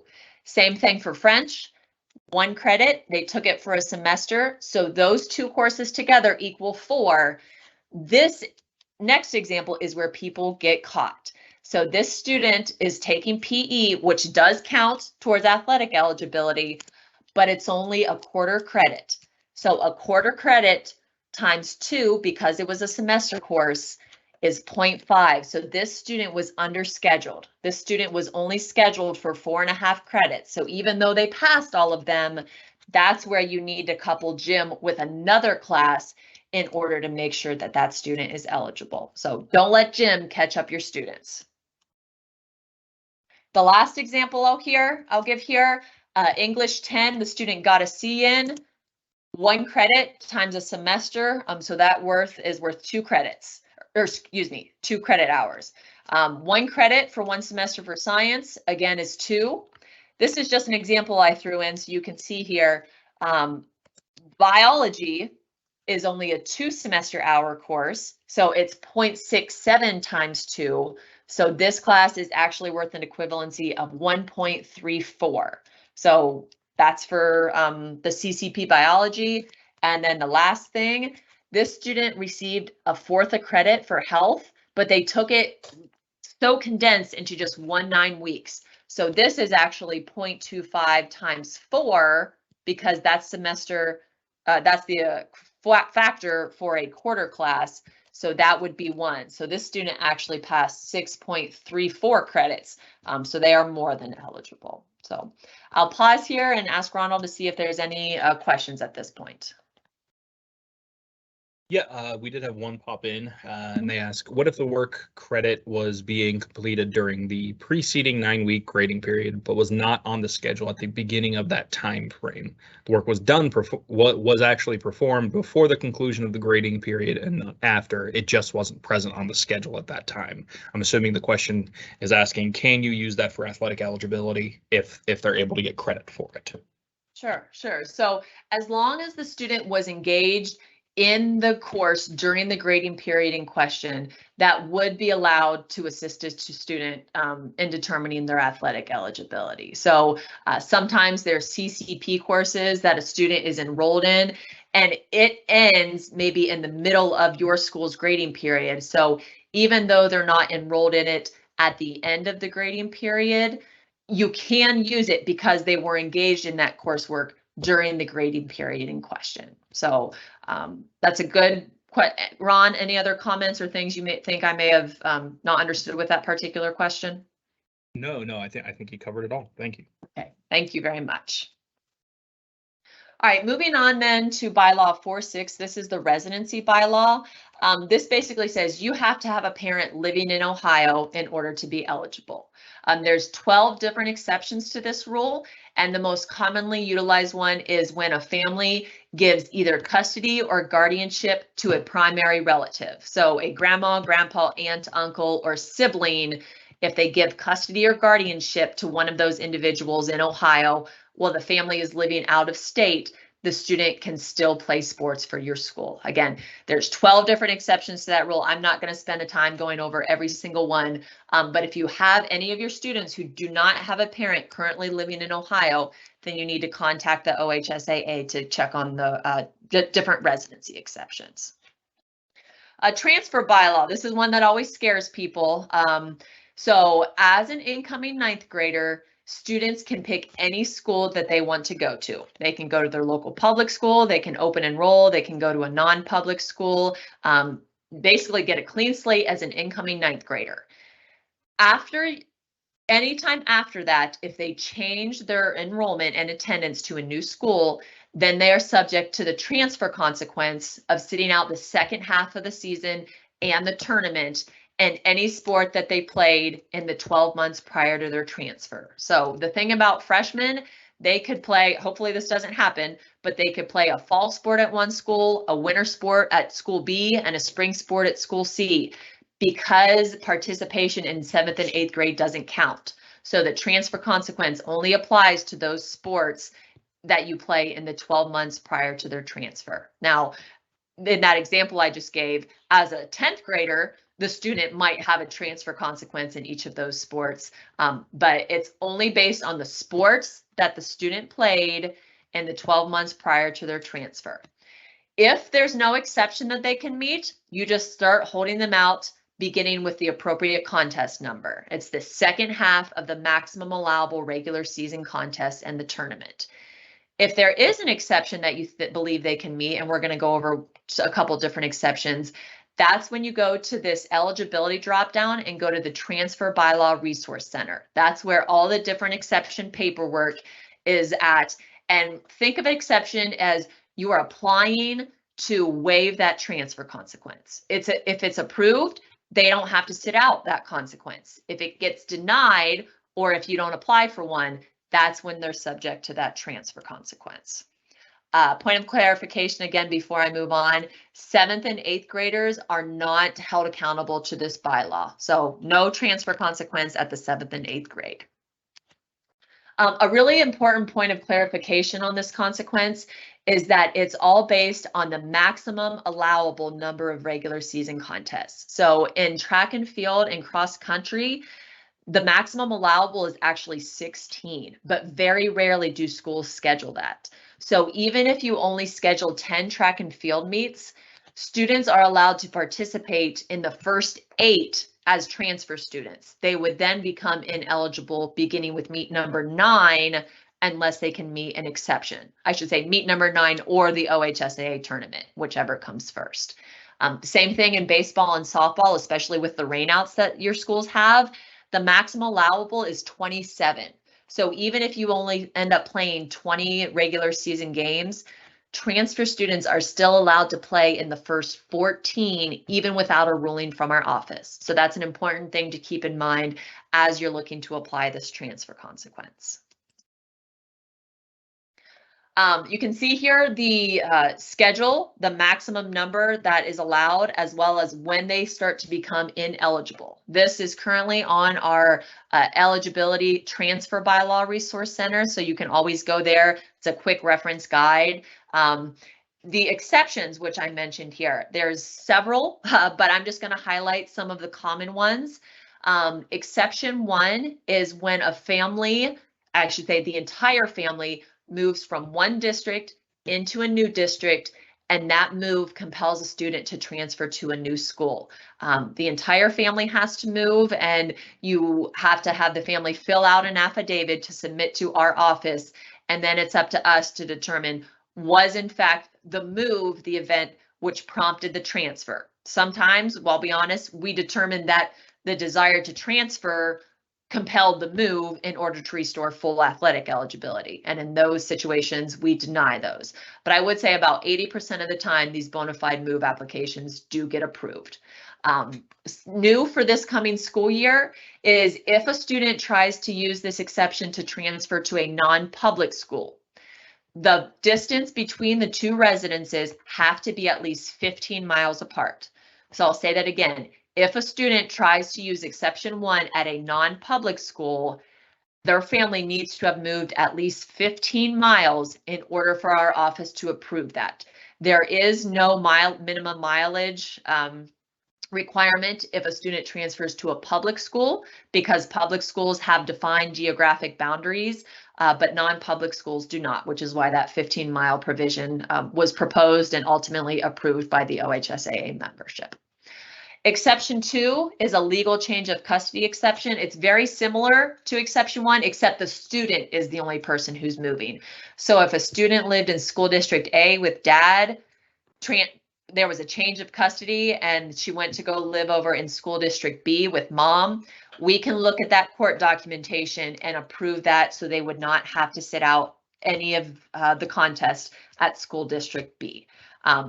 Thing to keep in mind here is when a change of custody goes to a non-parent, it's a little more difficult to obtain an approval because there has to be either children's services intervention, the parents need to have been incarcerated. So parent to parent is not as cumbersome, but if you have one where custody is going to a non-parent, be sure to reach out to us and we can help you work through that. The last thing I'll say under exception 2 as well is powers of attorneys or grandparent affidavits, those are not legal changes of custody. So if you have any students who are trying to utilize a grandparent power of attorney to regain eligibility under exception 2, it most likely would be denied. Exception 9 is the one-time transfer back to the residential school. So if a student lives in, if the student's family has lived in a district for at least 1 year, they get a one-time transfer back to that local public school. Exception 7 and 13, this is a very commonly attempted one, but very infrequently approved. So there has to be extensive documentation either of student-on-student bullying under exception 7 or some adult bad behavior under exception 13, which would trigger a criminal investigation or a situation that would need to be reported by a mandatory reporter. So again, we get a lot of these. Very infrequently are they approved because of the extent of documentation which is required. And the last one I'll mention here is bylaw 475, transfer from a poor performing school, that a student could transfer. There's a list on our website where it uses the grade card from the Ohio Department of Education. A student could transfer out of that school and be able to restore their full athletic eligibility at any other non-poor performing school. And then the last thing I'll mention here under transfers are mid-season transfers. So if a student plays in a regular season game for a different school and then transfers to your school, very rarely will they be able to resume participation. The only way that could happen is if the schools are at least 50 miles apart, and there's some other requirements there. But thing to keep in mind, if they play in a regular season game for a different school, they are not going to be able to play for your school, most likely. If they only scrimmage with the other school, they could at least play for the first half of the season, and then you'd have to apply for an exception for the second half of the season. And then who is generally the first person to know if a student is a transfer student? Unfortunately, it is your coaches a lot of times. So make sure the coaches are informing you of, hey, this kid was not on my team last year. Are they a transfer student? Are they new to the school? So to work collaboratively with your coaches to figure out what students you may need paperwork for. Ron, any questions on transfer issues or anything else you might want to add? Yeah, we did have one come in and I was able to answer it, so I'll do so here as well.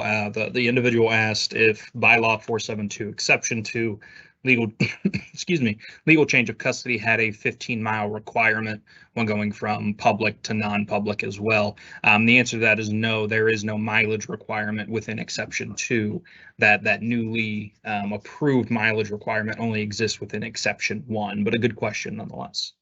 Absolutely. And that is all. Thank you so much, Ronald. So we're a little bit down the home stretch here. Hang with me for a few more slides. Bylaw 4.8 is the International Exchange Student Bylaw. This bylaw says if a student is not a U.S. citizen, they have to be living here with a parent in order to be eligible. If they're not living here with a parent, then they need to meet an exception to this rule. The most common one is exception 2, or excuse me, actually exception 1. It's for exchange students. Those are here on a J1 visa, attending school in the United States for 2 semesters, so just 1 year, and then they go back. We process between 400 and 5 of those students per year. So there's a form on our website you can grab if you have a student here on a J1 visa. But otherwise, if a student maybe is a non-citizen and is just coming over here to live with an aunt or uncle, you do need to flag that student and reach out to our office to figure out if they're eligible for athletics. So non-US citizens, they have to be here with a parent in order to be eligible. Bylaw 4.9, this is the recruiting bylaw. I have done 1.5 to 2 hour presentations on this bylaw alone. So I'm not going to be able to cover everything in here, but I'll highlight just some of the terminology. Recruit is the use of influence by any person connected or not connected with the school to secure the enrollment of a prospective student athlete for athletic purposes. So if any individual is trying to influence a student's enrollment at a school, they could become ineligible. The student can potentially become ineligible, or the high school to which the student transferred can potentially have some ramifications. So that really is dependent on who the recruiter was and what sort of knowledge the school may or may not have had about the situation. So those are processed on an individual basis by our office. But the thing to keep in mind, and tell your coaches in your school community, ask yourself, are my actions being done in an attempt to influence this student's enrollment at the school? If they are, that is a violation and you should not be doing it. So that's the recruiting bylaw in a nutshell. Again, if you have any questions or concerns about it, or even want a full presentation maybe for your league, feel free to reach out and our compliance staff is happy to do that. Bylaw 410, this is the amateurism bylaw. A student is not permitted to accept money for participation in the sport in which they play. So the thing which is important to know is you can be an amateur in one sport and a professional in a different sport. So maybe if you play lacrosse for your team, but you're a professional tennis player, that it would be okay because they are different sports. But the sports that a student plays for their high school, they cannot accept money, services of value, or other goods for participating in that. There is, however, a gift bylaw that if a student participates in an event, they can receive money, not money, merchandise valued up to $500 as long as it's not cash. They can't accept cash rewards. But if you have a golfer who goes and participates in a golf event and they win it and they receive a club, as long as the club is valued under $500, they are allowed to accept that. Students are also allowed to participate in events where there are cash prizes, as long as they sign a form to agree that they are not going to accept that cash prize before it begins. And they can also accept travel, meals, and lodging, as long as all those things are provided to all participants. So there again is a form on our website under the Amateurism Bylaw Resource Center, and would highly encourage you to reach out to our compliance staff with any questions about any event that your students might want to play. As you are likely aware, there was a referendum vote this past May where the proposal to allow students to make money off of their name, image, and likeness did fail by a pretty significant margin. So I'm going to talk about that in 2 more slides, but just wanted to add that in here since we are on the amateurism bylaw.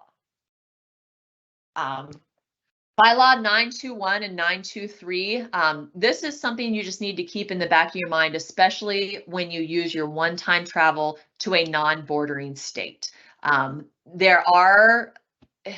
The Ohio High School Athletic Association is part of the National Federation of High School Associations. So think of comparably, you as the OHSAA member school, you are a member of the OHSAA. The OHSAA is a member of the NFHS, and there's 51, so all the states plus 1 in DC that are members of the National Federation, and they do have different rules that OHSAA has to follow as well. So in the event that your teams are playing in any of these 4 criteria, so an event which includes an Ohio and an out-of-state school that's co-sponsored by an organization outside the school community, that does require a sanction from the NFHS, and I'll explain that in a moment.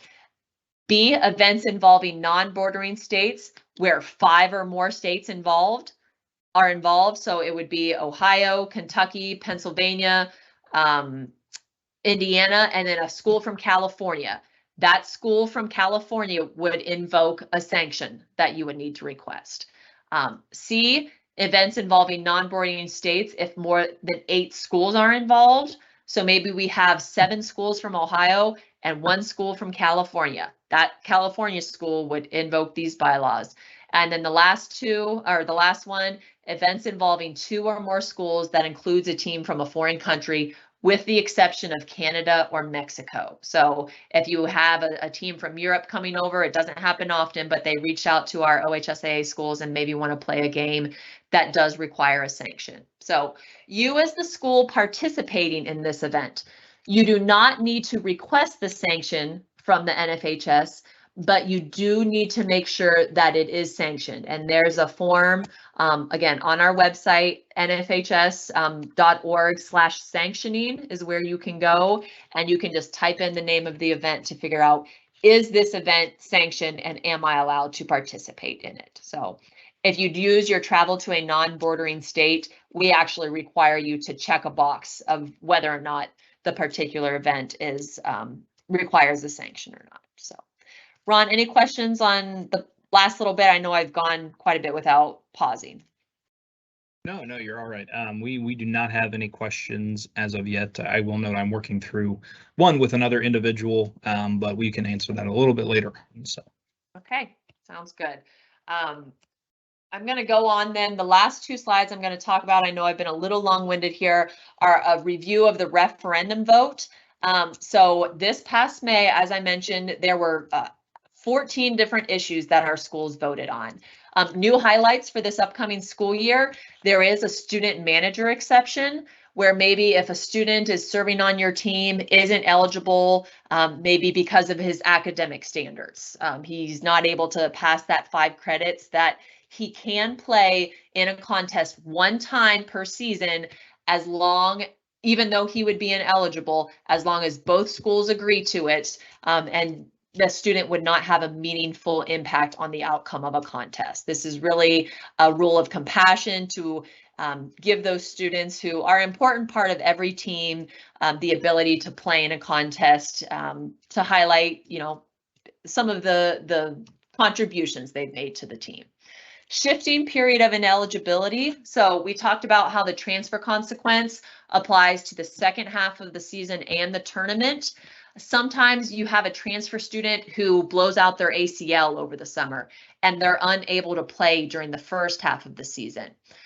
Once they get medically cleared, there is a form now that you can submit to our office to request the shift of the period of ineligibility that would allow them to play during the second half of the season.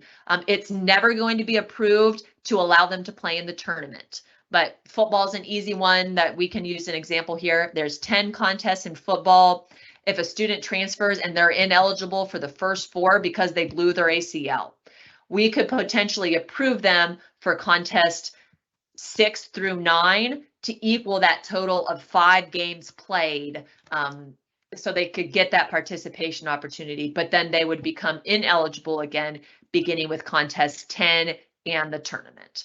Exception 1 modifications, we've already mentioned the 15-mile rule for non-public schools. And there also was a change that if a family moves more than 80 miles, they can use the bona fide move exception. So a move from school district A to school district B, more than 80 miles away, they can use that move to go to any school that they want to. So they can open enroll to a neighboring school district. They don't have to go in the school in the new district where they live. There is a return to a non-public system of education. So if a student went to a Catholic school in grades 4 through 8, wanted to try out their local public school in grade 9, but it wasn't a great fit, that they would be able to go back to a Catholic school in 10th grade and use this one-time application for non-public schools. We also mentioned the adult bad behavior exception, which is new for this school year. It's only going to be used to cover situations where there's criminal situations or mandatory reporter situations. We do not want this to turn into an exception where a kid doesn't like the coach's training tactics or they're mad about their playing time, so they transfer to a new school and try and use this. Those are not going to be approved. And then the last noteworthy change, we talked about accepting $500 for amateurism. That was actually $400 last year, but everything is costing more this year. We thought $500 was more appropriate, and the membership agreed. The membership agreed as well. The last slide I'll mention here are the 2 issues that failed. So issue 12B, create a name, image, and likeness regulation. It's failed by a very substantial margin. So I think the most frequent concern that we heard was worrying that administrators felt like they would have to review contracts and tell people whether or not they were in compliance. There were just some different things that rightfully so the membership was concerned about. But from our office's perspective, we really feel compelled to explore kind of some social media options potentially moving forward. So right now your drummer can make money off of their TikTok or their Instagram following, but your basketball or your football player cannot. So we, like I said, heard the school administrators loud and clear. They don't want kids getting money for signing autographs or different things like that, but would they be interested in allowing students to make money off of their social media if they're an athlete? So we don't know one way or the other yet, but just something that we're continuing to look for. And then issue 4B, students who attend member public schools playing sports at a neighboring school district. So as I mentioned, that failed. So right now, if a student attends a traditional public school, they cannot go play sports somewhere else. This margin failed by only 13 votes. It was one of the closest votes in OHSA history. A frequent concern that we heard was creating powerhouse teams.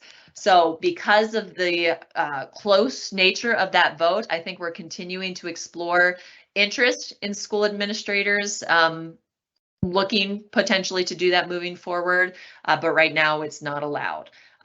One point of clarification I'll make here before I finish the presentation is in individual sports such as swimming, wrestling, gymnastics, a public school would be allowed to hire a different school's coach and allow their athletes to go over and train with that other school. But then when they would enter competition, they would still have to represent the school that they attend. So that's a little bit of a workaround for individual sports, but for traditional team sports like football, soccer, if your school doesn't offer it, those students would not be allowed to go over and play sports for that different school. So that's the conclusion of my presentation. Ronald, were there any other questions that came in? Thanks, Kristen. No, we do not have any other questions as of right now, but I will continue to answer them in the chat if you all do have any other questions regarding compliance or student eligibility. Well, thank you very much. Ronald and myself and Alexis Holderman make up our compliance team. Our email addresses are all the same. So Ronald is R Sayers, mine is K Ronay, and Alexis is A Holderman. So please never hesitate to reach out. And we are always happy to help you. Thank you. Thanks, Kristen. So now we're going to go ahead and turn it over to Alexis Holderman, who is going to provide us with some insight and tips and tricks on MyOSHA for the upcoming school year. So Alexis, go ahead and take it away. Thank you, Ron. Like they said, I'm Alexis Holderman. I'm just going to take you over, give an overview of MyOSHA, which is our main system. Currently, we will, and let me share my screen for you guys. So this right here is just MyOSHA. This is the dashboard at which you go on as soon as you log in. If you don't have a login, contact us and we will get you set up for that. But otherwise, as many of you have probably already seen, this is what happens when you log in. You should always have the school's icon here. That will note that you have been associated with a school. Otherwise, if not, then there's no way to get onto that school account or even for your coaches too. That's how we kind of make sure that either the rules meeting or just other stuff is done as well. While on here, we'll first go over to your profile page. This is actually where each user obviously has their own information listed. So, and I'll get into more detail about it when we go through the staff management of it. But here is where all of the contact information for each user within your school. So your admin, your staff, if what is listed there is what is listed here. So if their email address is incorrect or they don't have access to it or their name has changed or something, then they would go into their profile account and get that changed here. Now going through to school, in order to get access to or to get to the school account, you'd go to your school icon and then click on the school here. A lot of people do have multiple buttons because they oversee the 7th and 8th grade athletic program, which is a second or the different button in its entirety. So if you don't have that and you oversee that program, let us know and we'll get you access to that school as well. So this is the school account. As you can see over here, this is everything an admin would have access to. As the AD, this is everything that you need. I will be going through this checklist. So it kind of, if you ever print it off, this is kind of what we're going to be going over through today. But keep in mind that this is something you want to regularly check at least once a month, or if not more, given what we send out each month. But you can kind of make sure you're doing everything necessary through that checklist. I'll first go over sports offered. So you need to do this every spring, but then you can keep it up to date as the days go forward. So with your sports offered, this is everything that we as the organization show as recognized or emerging sports here. Because as you can see, our volleyball and girls wrestling have been added. So here's listed every sport that your board has approved, and you would check mark whether or not that is something you offer. If you don't, then you wouldn't have it check marked. But if you end up checking it and later down the line, you don't offer it, then you can make the changes here, and that will actually automatically update your tournament entry, which we'll go over here in a second. Please be sure to also check mark any cheerleaders you have. Even though we don't have them as a recognized sport, we do cover them under our catastrophic insurance. So we need to make note of whether or not you have cheerleaders, going with your football team or basketball team, or what have you, but make sure that these are noted below. Also, you can check mark any of the non-recognized sports here. This will help us as an organization know, which sports are up and coming, if we need to add or just kind of look into potentially later down the line. But this kind of helps us know what sports people are participating in. But always make sure you click save, even though if you check mark here, say you don't offer it, then you go out of it and return, it's not going to be saved here. So if there's any questions about anything, just send them to Ron. And Ron, if you want to at any point, just kind of stop me and let me know, because I'll just keep moving otherwise.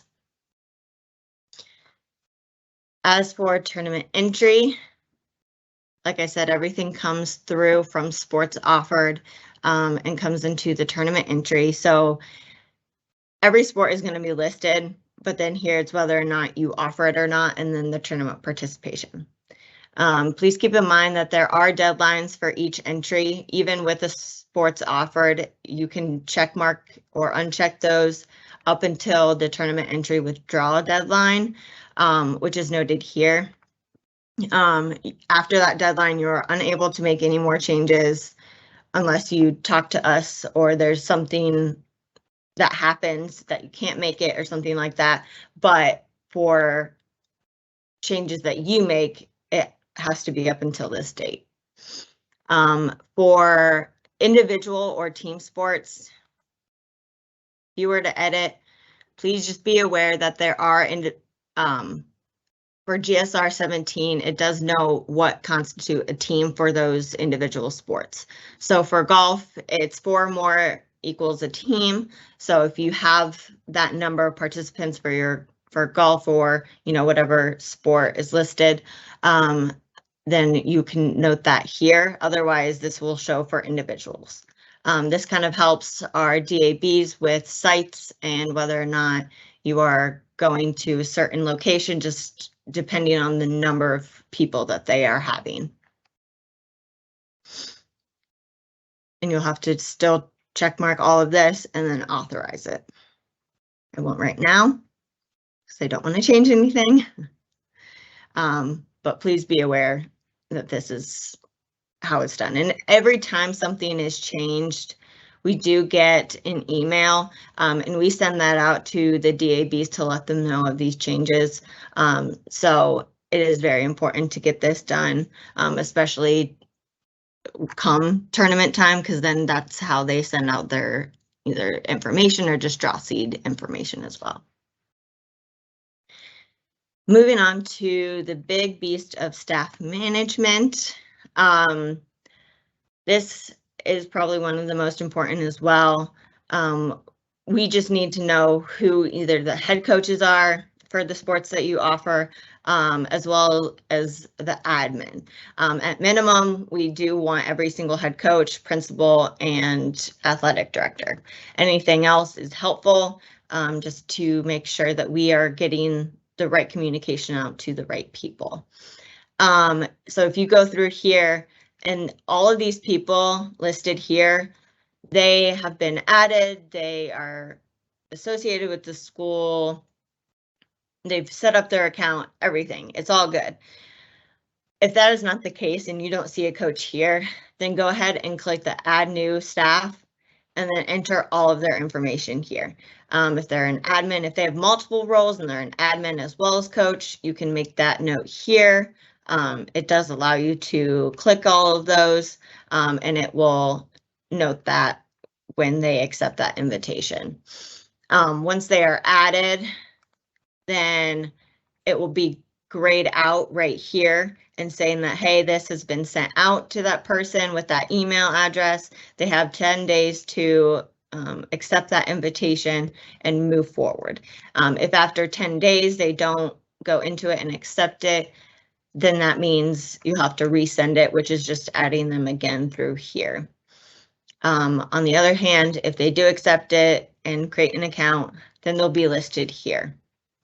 If they do see someone in red, that just means they haven't verified their email address, which does create a roadblock and you can't do anything else. So for example, if you have one, then you won't be able to view the rules meeting at all. They'll need to complete that task in order to move forward. If you do need to make any changes, say a coach has now accepted an additional coaching position, you can go over next to their name and then click edit roles. And this allows you to make any of those changes here. If they say accepted that, then that will allow them to know. And you just click update and it will automatically give them that role there. However, if there's someone listed here, they are no longer with the school, then you would just click remove. Now it does ask you, are you sure you want to? It does give you a warning since it is right next to the edit roles button, so it's not like a one and done. You can just hit delete after that if that is in fact what you want to do. Also, if you ever have any questions about it, we do offer the how-tos up here that you can view as well. These staffers in here, and I'll go through it too, but also go through your emergency contact and let me find it. If they're listed here, then they'll automatically be placed under your emergency contact form. So this needs to be done for each sport of each season. That way our tournament managers can get this done and view any contact that may need to reach out to, say a student was left behind, they need to get in touch either with the coach or, you know, the AD or someone. Then for golf, we'll go through, and this is everyone that's already listed in staff management, and it kind of pulls through. But if you ever need to make any change, say a phone number is not right or something, then you can change it here. Or if you want to add in an assistant coach, then you can add them here as well. But it does need to be confirmed for each and every sport. And then once it does that, then it will show as incomplete here. Or it will show, sorry, complete here. You don't have to do it for any sport that you are not participating in the tournament. So here they're not participating in ice hockey, so they don't have that view button and they don't have a complete or incomplete. This also is for those that you do not offer the sport. Any questions so far?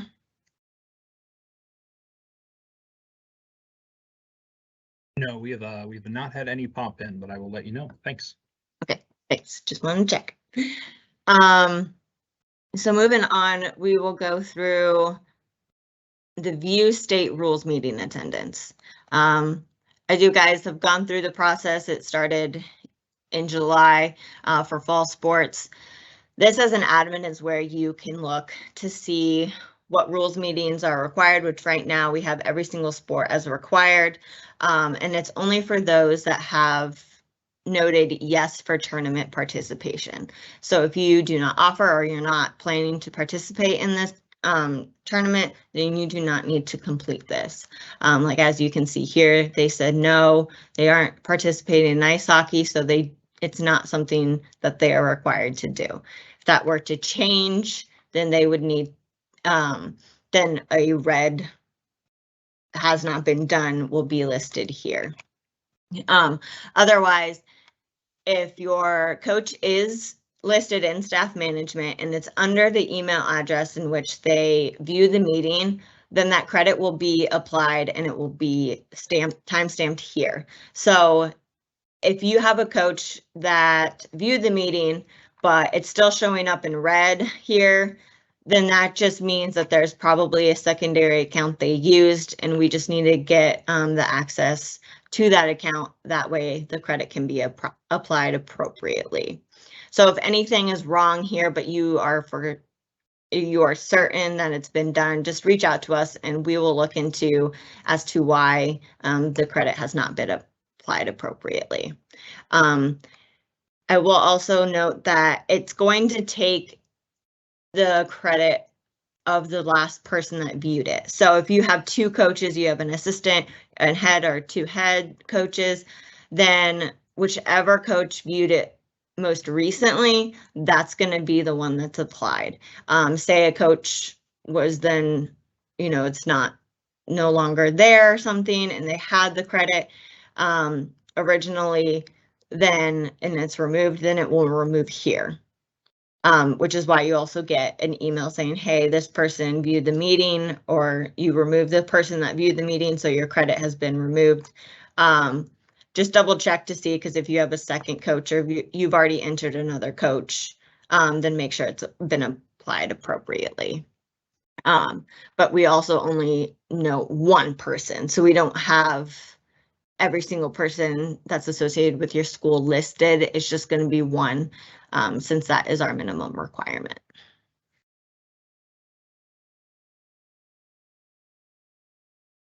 On to preseason parent meeting. So, sorry, right below it.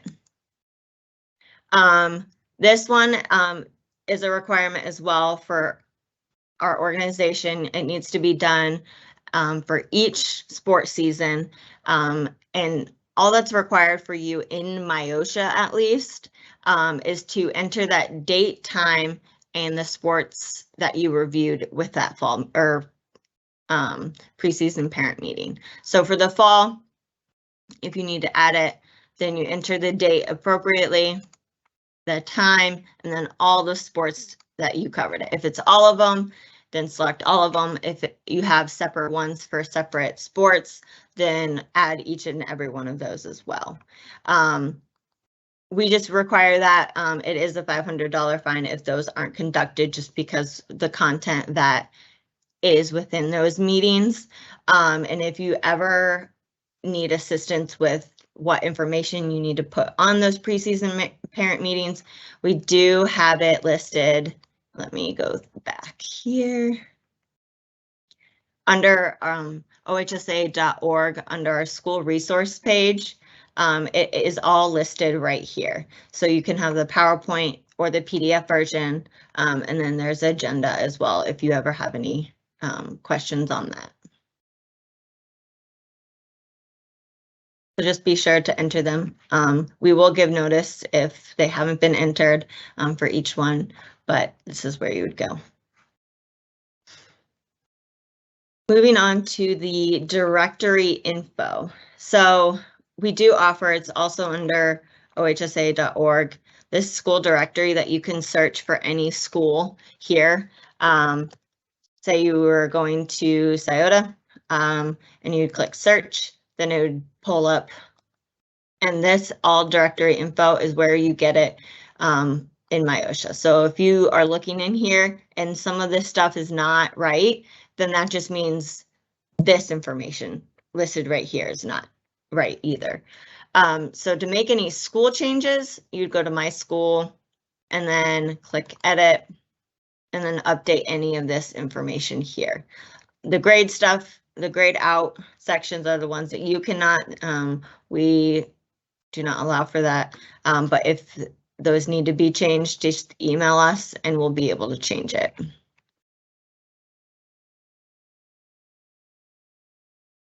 For my district, this is something that, again, no one is allowed to make any changes, just given, you know, multiple schools are within the school district. So if something overall needs to be changed, then email us and we will get that updated, specifically with any superintendent changes, since we do send out communication to superintendents as well. And we want to make sure that they are getting everything appropriately.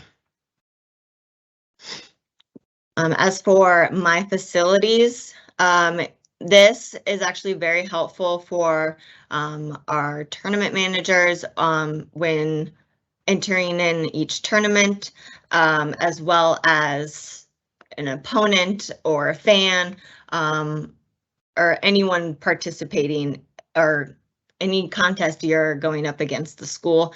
It kind of helps know what address they're going to, since some schools don't have all facilities housed under one building. Say you go to soccer or you're playing against someone in soccer, but they don't have a soccer field at their school and they go to a park instead or something like that, then that's where you'll note it here.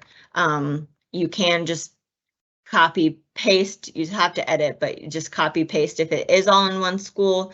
But then also for the total capacity, it also helps just know how many people are for tickets if they need to sell X amount of tickets as well. But this is just very important, especially if you're hosting a tournament site as well.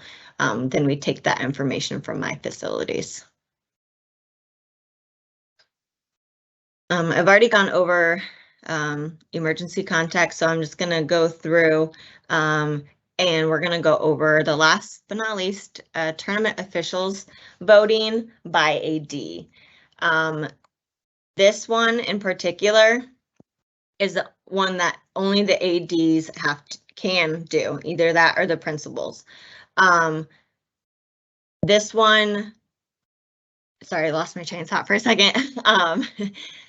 This one, you will get reminders, and if you ever have any questions on it, just let us know. But when I or Ron or anyone in our office is referring to submitting a ballot, this is what we're referring to. So to do that, you would only select the team sports, and then wrestling is what is required. Right now it's not open. It opens up first in October, but it is seasonal. We just need one. And the requirement is 5 to 15 officials, because this helps us determine the tournament officials. It goes into the system, this like rating system that our officiating department puts together, but this is a part of it. We just need one ballot alone. You can submit it at any time between this deadline. Once you submit it once, you can go back and edit it up until the 15th of, it's the 15th of December, April, and June is when those seasons are due. If you ever have any questions on officials, because we know that you're not always at every single contest of every single sport in each season. So if you need that, then you can always go to rating contest by officials, and you can go here. This is what coaches can fill out for each game. It pulls in from Arbiter. We are aware of an issue right now with this, but as you can see, it's loading, but it will list each contest and the official, and if the coach has rated them, then you can kind of look to see what their ratings are and who the top rated are, and then you can put that on the ballot. That's just one way to do it. Or you can also have your coach be sitting right next to you and having like, which ones do you prefer to be on this ballot? And you can do that as well. But it is required for each school for the listed sports. That's all I have for at least my OSHA. I will note for Arbiter, we do have an Arbiter account for each high school where we do competitive balance. And that is also available come October. So let me go back. So if you have any questions on competitive balance, go to school resources, and then here's our competitive balance resource center. The dates are listed here. These are very important as they help with our divisional alignment. So if you have any questions, come to here, or just contact us and we will help you. But if you don't have access to the Arbiter account, please reach out to them or us and we'll get you set up so you can do what is required. Any questions? That's pretty much the sum of our systems. I would go more into Arbiter, but that's a day and a half other tutorial in itself. So if you need anything, just let us know. Awesome. Thank you, Alexis. Well, appreciate you taking the time to go over MyOSHA and just a smidge bit of Arbiter there. Like Alexis had mentioned, if you have any other questions or any issues with MyOSHA, with Arbiter, whatever it may be, you can reach out to her or myself. I did go ahead and put the compliance department's contact information within our announcements, and you'll see that Kristen, myself, and Alexis are all listed there with our emails and our phone numbers. That does conclude our presentation for today. I will ask Kristen if she had anything else she wanted to add before we let you all go. Thanks so much, Ronald. No, I do not. Again, I just can't emphasize enough. I hope that you found at least portions of this presentation productive for your professional growth and really appreciate you taking the time. So thank you so much. Thanks, everybody. Take care.